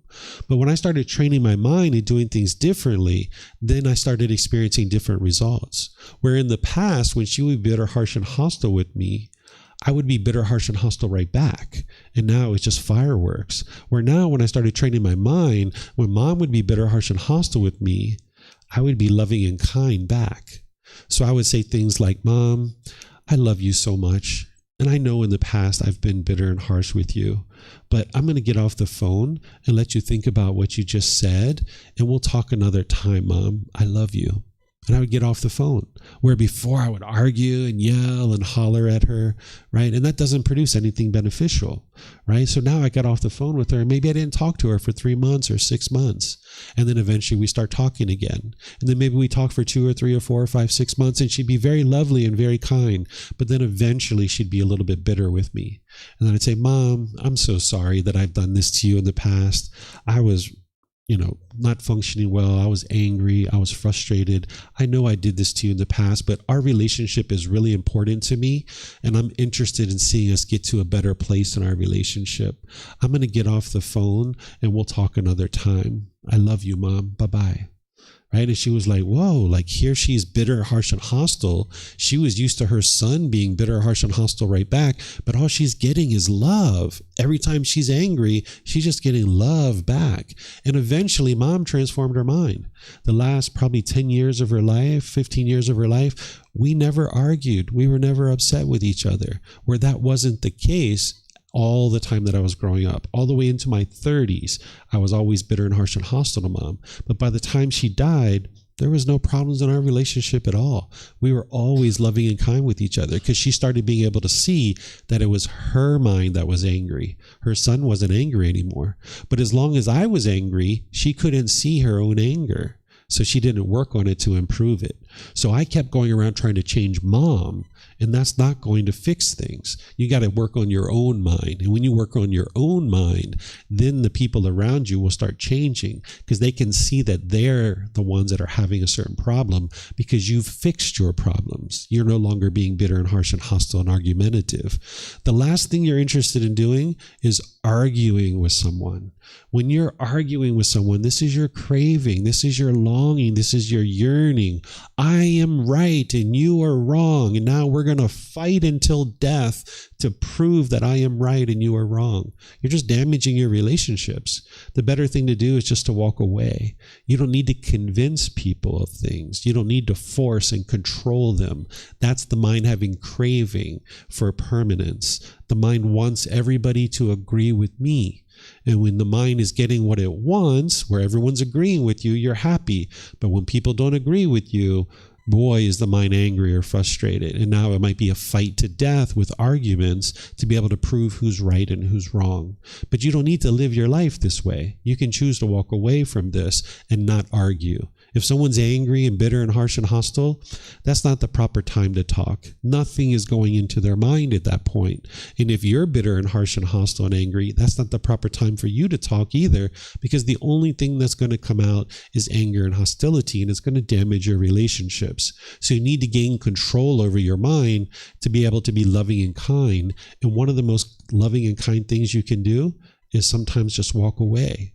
That's the love and that's the kindness, that you're not going to stand there and argue and yell and holler at this person because you're not interested in causing any harm. You love this person so much that you're willing to walk away. And if they become more angry when you do that, that's because of their craving and their expectation. And they need to let that go. But they're not going to let it go as long as you're standing there. You need to choose to walk away, and now their mind will be able to let go. And over time, you'll see that your relationship will get cleaned up. So instead of standing there and arguing and hollering, it's better to just walk away. So do you guys have any questions on this one, the anger and the antidotes and how to fix this? Looks like you have a question. Yeah. Just like going back to the mother daughter situation, I feel like what's more likely to happen, at least for me, is that I'm going to change my mind, and there's not going to be any difference in terms of the mom. And then if I change my mind with expectation that my mom is also going to change, or kind of being moved by my action, isn't that great? That's not what I'm teaching either. I'm not teaching you to make the change because you want mom to change. Right. Instead, understand that this is an important change for you. And now when you make those wise decisions to create change within your own mind, now what you will notice is that people around you will change, but not everybody, right? Because that would be permanence. But the reason why you would be interested in training your mind with these teachings is that you would like to train your own mind. You see how wise it is to be peaceful and joyful. Walking around with anger and frustration all the time isn't a wonderful way to live life. It's really burdening the mind. So you would like to focus on training your own mind, and that's where this path is. It's focused on you. It's not focused on changing other people. But I just use this example so that people can understand that these are the things that are going to happen. There are certain relationships that you have right now that there's bitterness, harshness, and hostility in them, and you might be holding on to them, but you're not really committed to the relationship. You're not really interested in it long term. And a better way to handle this situation is just to let go of the relationship and move on. So there's going to be that type of relationship where it's better to just move on. There's other type of relationships, like maybe with your family, that there are problems in that relationship. But if you work on your mind and you improve your mind, gaining more wisdom and more discipline, you'll be able to now be better in that relationship, and you'll see that relationship will improve. These are relationships that you're more committed to. But then there's a third category of relationships that you'll encounter on this path to enlightenment, which are brand new people that you've never even met yet. You don't even know their names right now. And you'll only ever be loving and kind to those people. And that's what you'll experience in those relationships. So this is the way that you clean up your unwise decisions from the past, is that you let go of certain relationships that you're not committed to and just move on. You clean up your mind And now these relationships that you're more committed to, you'll be able to work through that. And then there's new relationships that you'll only ever be loving and kind in. And that's where you'll only experience love and kindness in those relationships. Thank you for explaining. Mm-hmm. Okay. Joel, you have a question?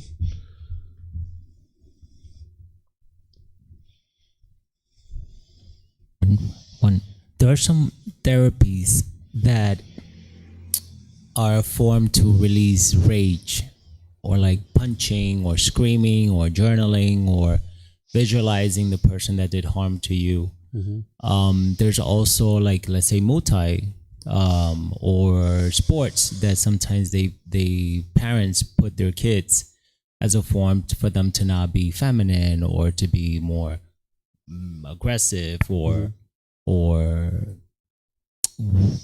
what would the teachings say about these therapies or a form of thinking that people use in a lot of culture as a form of, there's even a meditation like Osho that there's like you take a pillow and you just punch it, and as a form of releasing tension or a form of releasing rage or emotions that are trapped. Are these effective? I've tried them myself. They do help, but I know that the mind, at the end of the day, your choices, what can you say about these? Sure. So in certain situations, these things can be helpful, but it's important that you learn the core central path in the teachings of the Buddha to be able to understand in what situations they can be helpful and what situations they can't be helpful. So whenever the mind is experiencing anger or any of these other feelings, the mind is being wired that way, and it's staying wired that way. This is called a conditioned feeling. What the Buddha teaches you as part of the Eightfold Path is to get ahead of that and cut it off, whatever is arising, before the mind actually experiences the feeling. You're not suppressing the feeling or repressing it. You actually cut it off and let it go before the mind actually forms the feeling.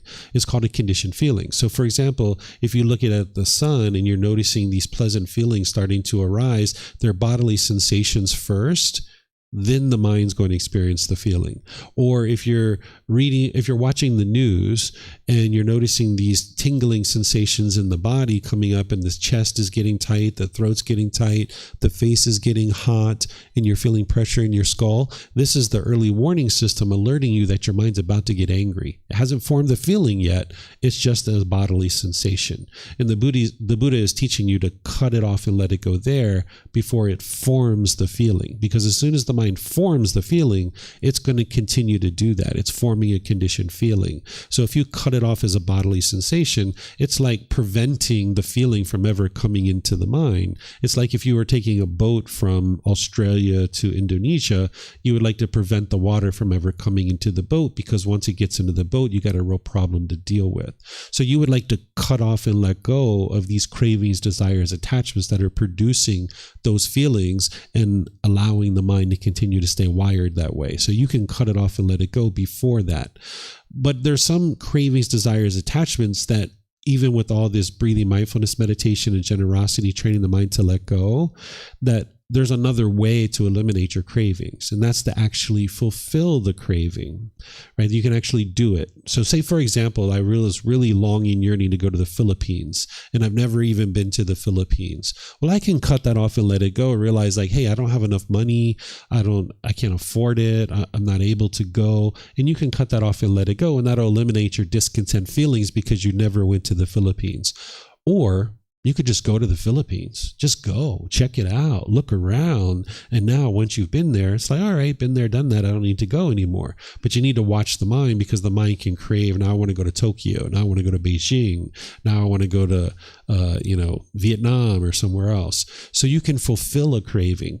So for example, using the things that you mentioned, if there was, like I did this with my son at one time when he was really young, like in first and second grade, he was going to school and he was punching some kids, or he like bit this girl's finger or something like this. And he had this urge to punch things. So because he had this craving to punch, I got a big pillow and I had him punch the pillow, and he was punching it and punching it and punching it. He was like, Daddy, I don't want to do it anymore. I was like, no, come on, like, go ahead. You like punching, go ahead and punch. And he just kept punching and punching. And I was like, kick it. You know, I was coaching him along, and I got to the point where he was really tired and he was exhausted. And he was like, I don't want to punch anymore. I was like, oh, come on. You like to punch. You know, you would like to go to school and beat up all those kids, don't you? He's like, no, Daddy, I don't want to do that. This is too tiring. I don't want to punch anymore. I was like, perfect.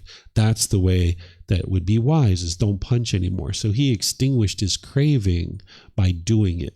So when he was doing this, though, we didn't do it with anger. He didn't do it with hostility, because that would keep his mind wired that way. So we were doing it at a time when his mind was cheerful and happy. We made a game out of it. It was fun. So he could punch and he could extinguish that craving through doing it, because this is the type of thing that you can't cut off and let go. Typically, you need to fulfill it. So he had a certain amount of craving to punch, and by him actually punching, he was able to let it go. So there's some things like that. But in terms of meditations, there's no meditation that's like that. There's only 4 meditations that the Buddha taught, and you would be wise to learn those 4 and then stick with those 4, because there's a specific purpose behind each one of these meditations. The Buddha has a complete package of teachings, and if you start dismantling that package, if you start changing what he taught, it doesn't lead to enlightenment anymore. So nowadays there's hundreds and even thousands of meditations in the world, and most of those are actually taking your mind in the opposite direction of enlightenment. So if somebody were to practice those things, they're not actually going to be able to experience the results that the Buddha is teaching. So if someone's interested in getting to enlightenment in the teachings of the Buddha and the way that he taught them, it's important to stick with the complete package that he taught and don't make modifications to it. That's why you see modifications in different places and misunderstandings, and people nowadays don't necessarily even know what enlightenment is and how to attain it, because there's been so many misunderstandings and changes to his teachings. So there are some things that you can do beyond what I'm talking about here. This is just showing you how to target certain aspects of the problems that the Buddha discovered, but there's things beyond this that you can actually do.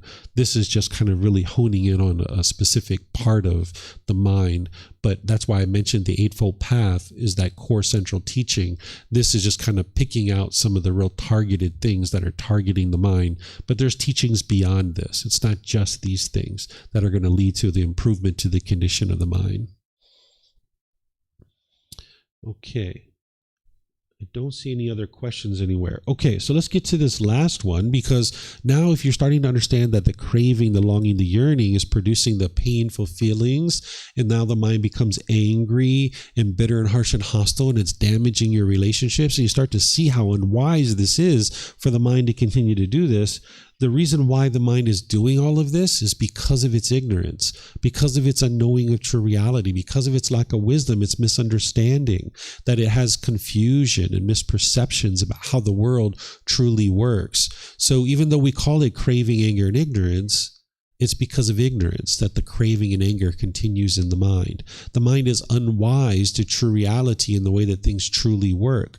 So that's where the solution to that is wisdom. And that's why we teach students to never believe the teachings. Because with belief, you don't know what's true or false. You're just believing it. And the mind is going around with these beliefs. And now you're going to see that you have certain false beliefs. One of the first false beliefs that the mind has to get rid of and eliminate is that other people are causing you to be angry.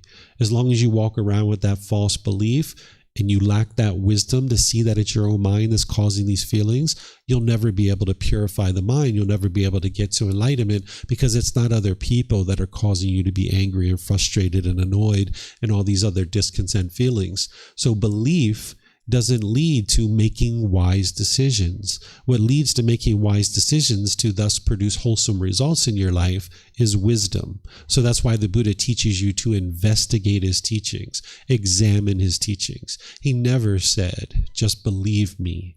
He said just the opposite. He said, come, examine my teachings. Come and see them for yourself. Because he knew that if you investigated his teachings close enough, you'll be able to see the truth, you'll cultivate wisdom, and you'll transform your mind.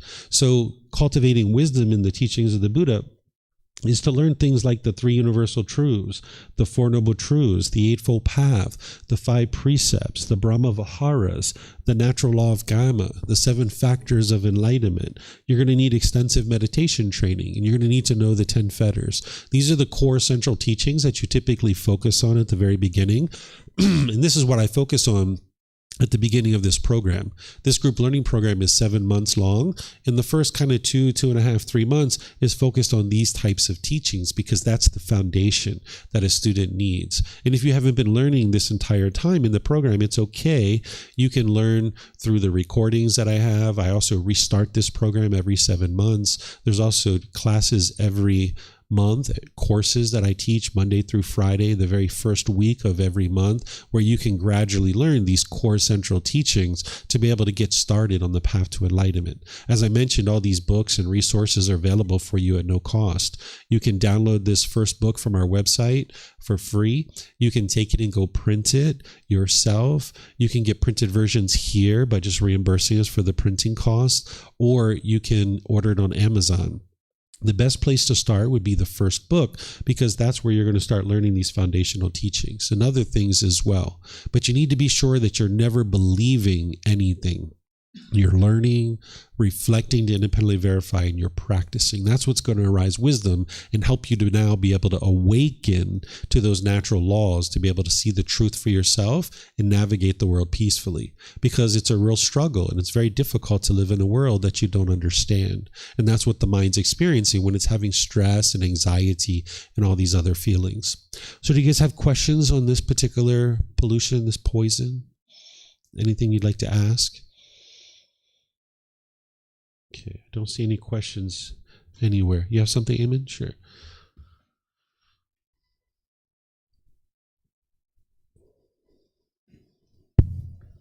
Thank you.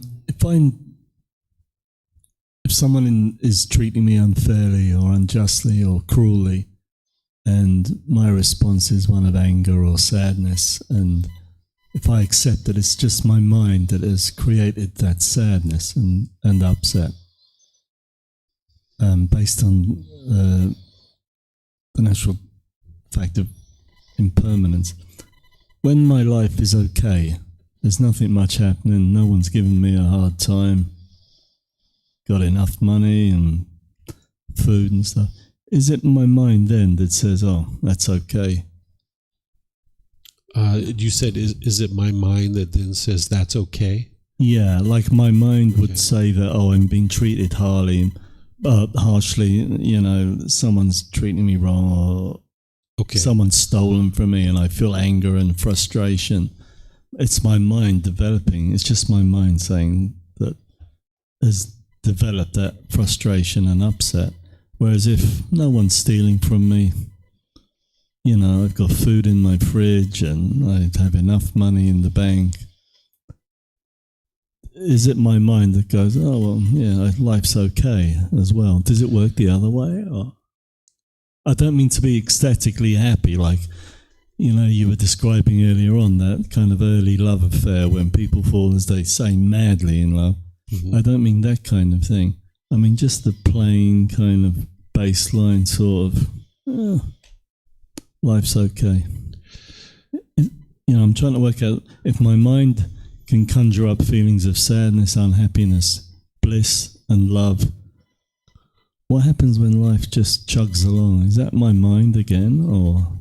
Everything you experience is coming through your mind. The way that you can think about that is like the CPU of a computer, that it's the central processing unit of the computer, and everything that you're experiencing with the computer is based on that CPU. If that CPU is malfunctioning, then the keyboard doesn't work, the monitor doesn't work, the mouse doesn't work, nothing works. But if the CPU is functioning well, then the computer is going to function well. It's the same thing with the human mind, that if the human mind is polluted like this, with craving, anger, and ignorance, it's not functioning well, and everything you experience is not going to feel well. But then when you purify the mind and things are going well, that's your mind being purified, and now it can experience that wellness. But the thing that you're talking about is like when you're saying you're being treated unfairly, unjustly, all that kind of stuff, that's your mind's craving, desires, attachments. That's the wants and expectations, that the mind has a certain expectation of how people should treat me. And when they're treating me that way, I'll feel happy. And when they don't treat me that way, I'm going to feel sad. That's the mind forming its inner feelings based on external circumstances. And not everybody's going to treat you that way. Whatever your mind has as an expectation of how you want people to treat you, you'll never be in a situation where everybody will treat you that way. Even when you're enlightened, there's still going to be people that are sometimes bitter and harsh and hostile with you. It's very rare, but it does happen. But by that time, you've trained your mind to not be discontent when that is occurring. So you need to get to the point where you don't see things as what's called agreeable and disagreeable, or you're not favoring and opposing. So if somebody steals money from you, since you brought that one up, if someone steals money from you, instead of like, ho hum, look at me, they're treating me unfairly, instead you look at what decisions did I make that led to this? And how can I make different decisions to ensure that this doesn't happen any longer? That this doesn't happen anymore, because there were certain decisions that you made that led to that situation. So instead of having an expectation of how this should have happened, look at, hey, it did happen, and what were the decisions that I made, and then I can now make different decisions to ensure that this doesn't occur any longer. And that's where you'll be able to experience improved results. But as long as you look external and you're like, ho hum, it's me being treated unfairly, now you're not making the improved decisions to ensure that that doesn't happen again. Because there were certain decisions about who you chose to spend time with, where you chose to put your money, who had access to it, and all these things that led to that result. And if you don't cultivate the wisdom and make different decisions, you're going to keep doing those same things and you're going to keep getting the same result. But when you look inward and you figure out what were the decisions I made that led to this, now you can change those decisions and you'll experience different results. So that's what you would ultimately like to get to. And then when you're experiencing complete peace and joy, it's not coming from the external things. It's not because of the way people are treating you that you experience the peace and the joy. It's because you purified your mind and you no longer have an expectation of how people will treat you, but yet you've changed your decision making to make sure that you're making wise decisions that are always leading to wholesome results. But there's 5 things that you're not going to be able to eliminate even when you're enlightened. You're not going to be able to eliminate sickness, aging, death, loss, and destruction. You'll still experience these 5 things even when you're enlightened, because they're all based in impermanence, that this body is going to get sick because it's not permanently healthy. This body is going to age. This body is going to die, right? And then you're going to experience loss and destruction sometimes. Even as an enlightened being, you can't avoid that because of impermanence. But the difference is when your mind's enlightened, you won't be experiencing sadness or frustration or anything like that when those things are going on. And it'll be, minimal when these things are happening. So if a tree fell on your house, as an unenlightened being, you'd probably be angry or frustrated because the mind's craving this house to be permanent. That tree can still fall on your house as an enlightened being because you can't avoid that. That's impermanence, but you're going to process that experience very differently. You understand that this is impermanence, and now no need to be angry about it. Let me just get somebody to saw up the tree and get it off the house, and let me hire some people to come in and fix the house, and maybe I need to stay somewhere else while this is happening, and this is an impermanent situation, but I'm going to make wise decisions to get to the other side of this, that I can live in my house again. And now you're not happy because you're living in your house. You're not angry because the house is not livable. You can maintain your peace and maintain your joy because you understand this is just an impermanent situation that I need to make wise decisions towards to improve. And now when we make those wise decisions, then I'll be able to live there, but I'm just as content and happy living somewhere else too. Mm-hmm. I really like this question as a follow-up, and also circling back to your explanation that Buddha is more of a psychologist. Mm-hmm. I wonder what percentage of human emotions are actually positively regarded by Buddhism, because it seems like many of our sensations or reflections are simply delusional. And you did mention there's a kind of emotion where you feel purely happy when you don't have any expectations. That seems to be okay. by the standard of Buddhism, but is that like the sufficient and necessary condition of like the okay range of emotions within Buddhism, or like are there any other kinds of emotions that are also regarded okay? By the time you get to enlightenment, you're not experiencing emotions. Emotions are based on some condition, that if you experience a certain thing, now you'll experience an emotion or a feeling.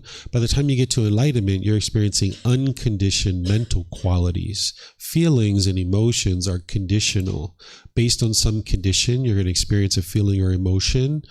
But by the time you get to enlightenment, you don't have conditional feelings or conditional emotions. You have unconditioned mental qualities like joy and happiness and all these other things like peace and cheerfulness and gladness. And it's not about what's okay. The Buddha's not teaching you that this is okay and this is not okay. He's not giving you a bunch of rules. He's not trying to fit you into a box. He's just showing you what did he do in order to be able to get to enlightenment. What did he do to purify his mind? Because his mind was already peaceful. It was already joyful. He had figured it out for himself. And now he's sharing with other people. What did he do to be able to get to that? So it's not about what's okay or what's not okay. He's not giving you an approved list of feelings or emotions. He's actually teaching you what's causing these feelings, what's causing these emotions, and then giving you the tools and techniques of how to purify the mind so it can get to this unconditioned natural state where the mind is completely purified and it experiences unconditioned mental qualities.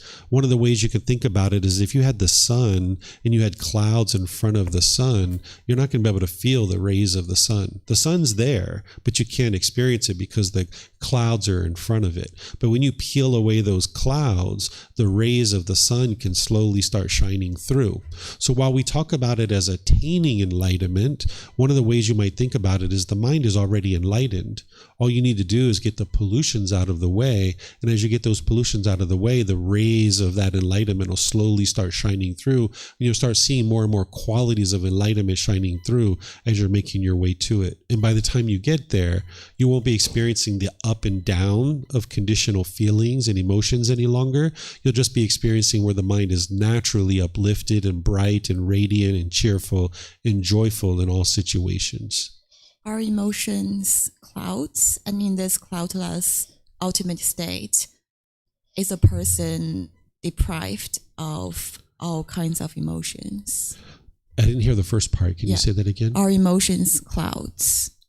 No, the clouds are the pollutions. Oh, pollution, sorry. And now when you get the pollutions out of the way, which are the causes and conditions, you won't experience the rain any longer. The clouds are the pollutions. The rain is the feelings. So the feelings and emotions, this is not something that, see, people oftentimes think feeling and emotions are good.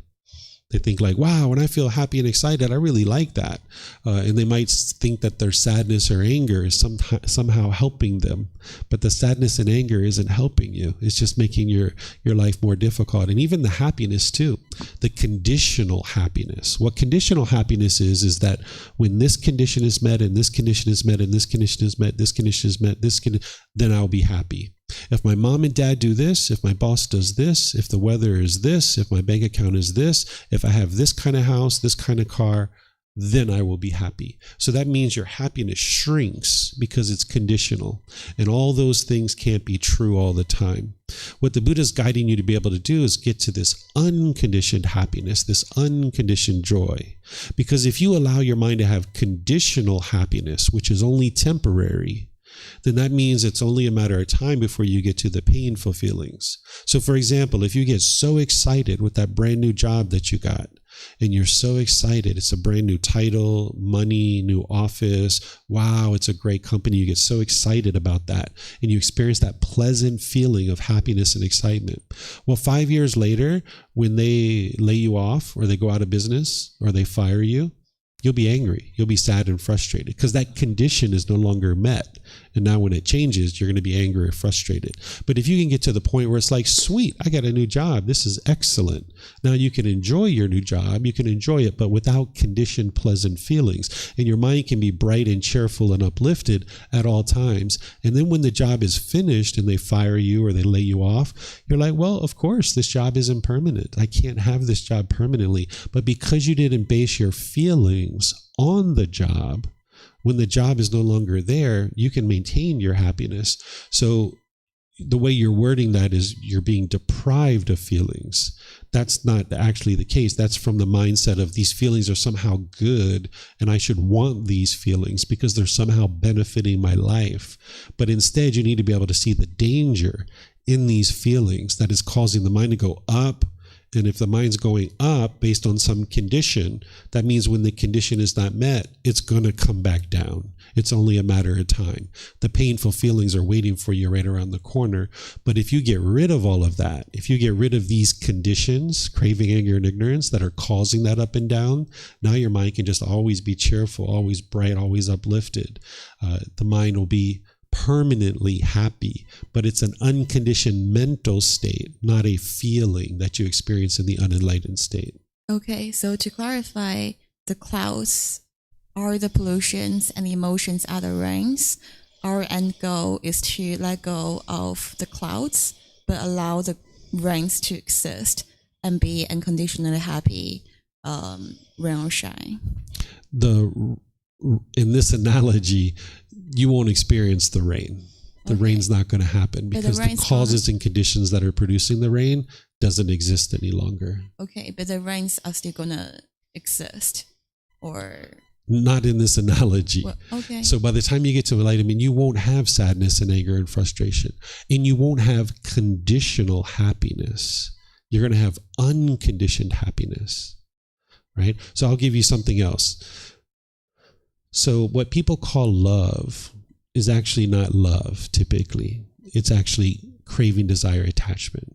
Someone might say they met a new person and now they love that person. They've fallen in love with that person. And now because I've fallen in love with you, I would like you to be with me. But then over time, this person is no longer doing what you want them to do. And you say, I don't love you anymore. I've fallen out of love with you. This isn't actually love. This is craving, desire, attachment. This is, if you meet my conditions, I will say I love you. But if you don't meet my conditions, if you don't do what I want, I don't love you anymore. That's not actually love. That's selfishness. What you would like to be able to get to is unconditional love, where you can just love someone as they are. You're not trying to control them. You're not trying to force them to do anything. You're not trying to put expectations on them. You can just love them as they are. Understanding that you're going to disagree with their choices and decisions, but you can still love the person. So this unconditional love is what you would like to practice, but this is also what you would like people to practice with you. You would like people to love you as you are and not put expectations on you and try to control you and force you to do something. Because if people are falling in love with you and out of love with you, that means they have certain selfish desires. They have certain conditions in their mind. And it's only when you meet those conditions that they will say they love you. But if you stop meeting those conditions, they don't love you anymore. So your happiness is doing the same thing. Your mind is saying, hey, if I get all these things, I'll be happy because you're meeting my conditions. But if you don't do those things, I'm not going to be happy anymore. I'm going to be sad or frustrated. It's essentially like a 2-year-old child throwing a temper tantrum. If you give me chocolate and ice cream, I'll be happy. But if you don't give me chocolate and ice cream, mommy, I'm going to throw a temper tantrum. I'm going to go crazy. I'm going to be so upset and angry. That's because the mind's not getting what it wants. So this conditional happiness that it sounds like your mind might be trying to hold on to, it's just temporary. It's just it's dissatisfying. It's displeasurable because it's only limited and it can only occur in a limited situation. What you would like to do is get to this unconditional happiness where the mind can just be happy all the time. But it's not this same type of happiness of conditional happiness, because when we think about conditional happiness, it's like, I'm so happy. Yeah, this is so great. That's not the happiness that we're talking about. We're talking about cheerfulness and gladness, and where the mind is uplifted and it's just always happy. There's nothing that can happen that's going to bring the mind out of that, because there's no condition that is producing it. So therefore, there's nothing that can stop it from occurring. With this conditional happiness, you can only experience it when you're getting what you want. And when you're not getting that anymore, then the mind's not experiencing the happiness. And that's why it's limited and it's ultimately dissatisfying. My question remains, I do understand, happiness ultimately should be unconditional, but in order to be unconditionally happy, are you still allowed to have human emotions, or that has to be eliminated? It's not about what you're allowed to do. Right. It's about what the mind will do. That's the mind. When the mind is polluted, it will experience conditional feelings. It's going to go up and down and up and down and up and down. It's only a matter of time. And then you're going to have displeasure and you're going to make unwise decisions. Have you ever been so excited that you tripped and fell or broke something? All the time. Yeah. So even in that pleasant state, you can see it's producing unwholesome results. It's producing unwholesome karma for you. And then in the painful feelings, when your mind's angry and frustrated, you've probably seen that you've had broken relationships and you've made all kinds of unwise decisions when your mind is angry and frustrated. So by cleaning up your mind and no longer having these conditional experiences where your mind's all shaken up and unsteady and unstable, whether it's pleasant, painful, or neither painful nor pleasant, you can get to this point where your mind's always stable and always steady and always happy and always cheerful. So it's not about what's okay to do or what's not okay. It's about when you train your mind and purify it of these pollutions, it will experience these unconditioned mental qualities. And that is much, much, much better than this conditional happiness over here, because this conditional happiness gets smaller and smaller. This is why some people are old and grumpy, because they have all these expectations of the things that they want and they can't be met permanently. So you don't have to be old and grumpy. You can be old and cheerful. But if your mind has all these expectations and you accumulate that all through your life, you will be old and grumpy. But if you eliminate this and you get to the point where your mind's making wise decisions, you can be cheerful and bright and uplifted at all times. But you're not going to experience conditional feelings and emotions because your mind's not going to be going up and down like that.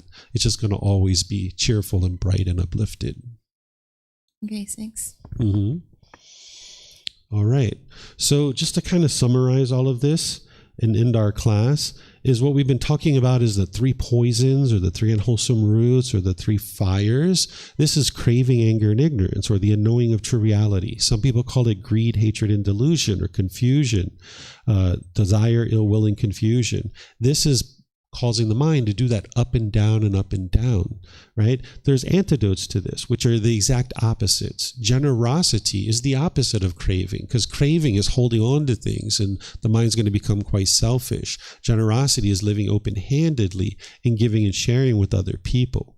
The anger, the hatred, the ill will, the frustration, the agitation, the annoyance, the dislike, that's the unwholesome quality, where the loving kindness, having a genuine interest in seeing all beings be well, this is just the opposite. That's going to transform the mind, using the meditations and going out into the world and being loving and kind. Just meditating isn't going to produce these qualities of the peace and joy that we're talking about. You need to actually go out into the world, and that's where the real transformation is occurring.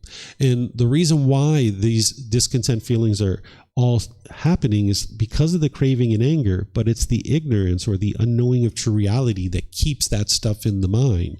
And ultimately, what's going to transform that is the wisdom. When you get to the point where you have more and more wisdom about how the mind functions and how the world functions around you, this is where you can completely transform the mind, which is the exact opposite of the ignorance.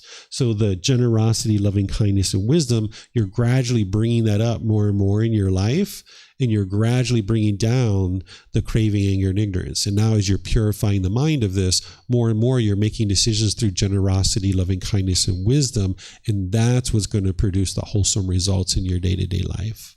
Okay? So I'm going to end class here by just thanking all of you guys for your questions. Thank you for the discussion. Thank you for your interest to learn. As you guys would like to learn more, there's plenty of opportunities for you. On Wednesday, I'm going to be doing meditation with students and then just opening up to questions that they might have. You're welcome to attend on Wednesday if you like. We also have classes online, so as you travel, you're welcome to tune in here. We have classes at 9 a.m. and then I teach at home at 9 p.m. So that way, no matter what time zone you're in, there's a live class for you. And if you can't meet the live class, then it's recorded. So you can watch the recording and you can learn that way too. So if you need to get plugged into any of these resources, you can come let me know and I'll help you get plugged into this, because it's no fun going around with this anger and sadness and frustration and all these other discontent feelings. It's just burdening you from being able to have harmonious relationships with the people around you. And there's a better way of life. And that's what the Buddha taught. So if you're interested in that, I'll help you to be able to do that. And again, I do all of that at no cost to be able to help you to be able to understand how to get to this peace and joy that is the enlightened mental state. So whatever you choose to do today, have a very lovely and wonderful rest of your day. We'll see you next time. Sawadee krap. Sawadee krap.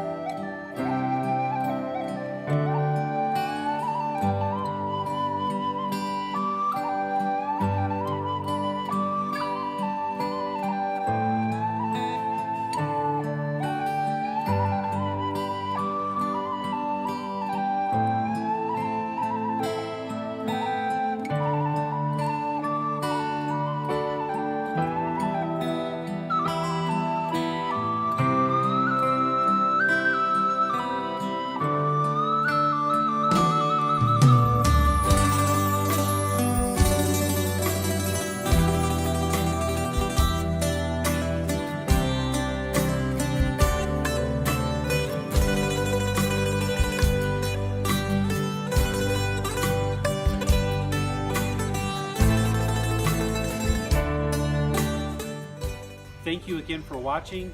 Enjoy your meditation. Look forward to seeing you online and answering any questions that you might have. Thank you so much.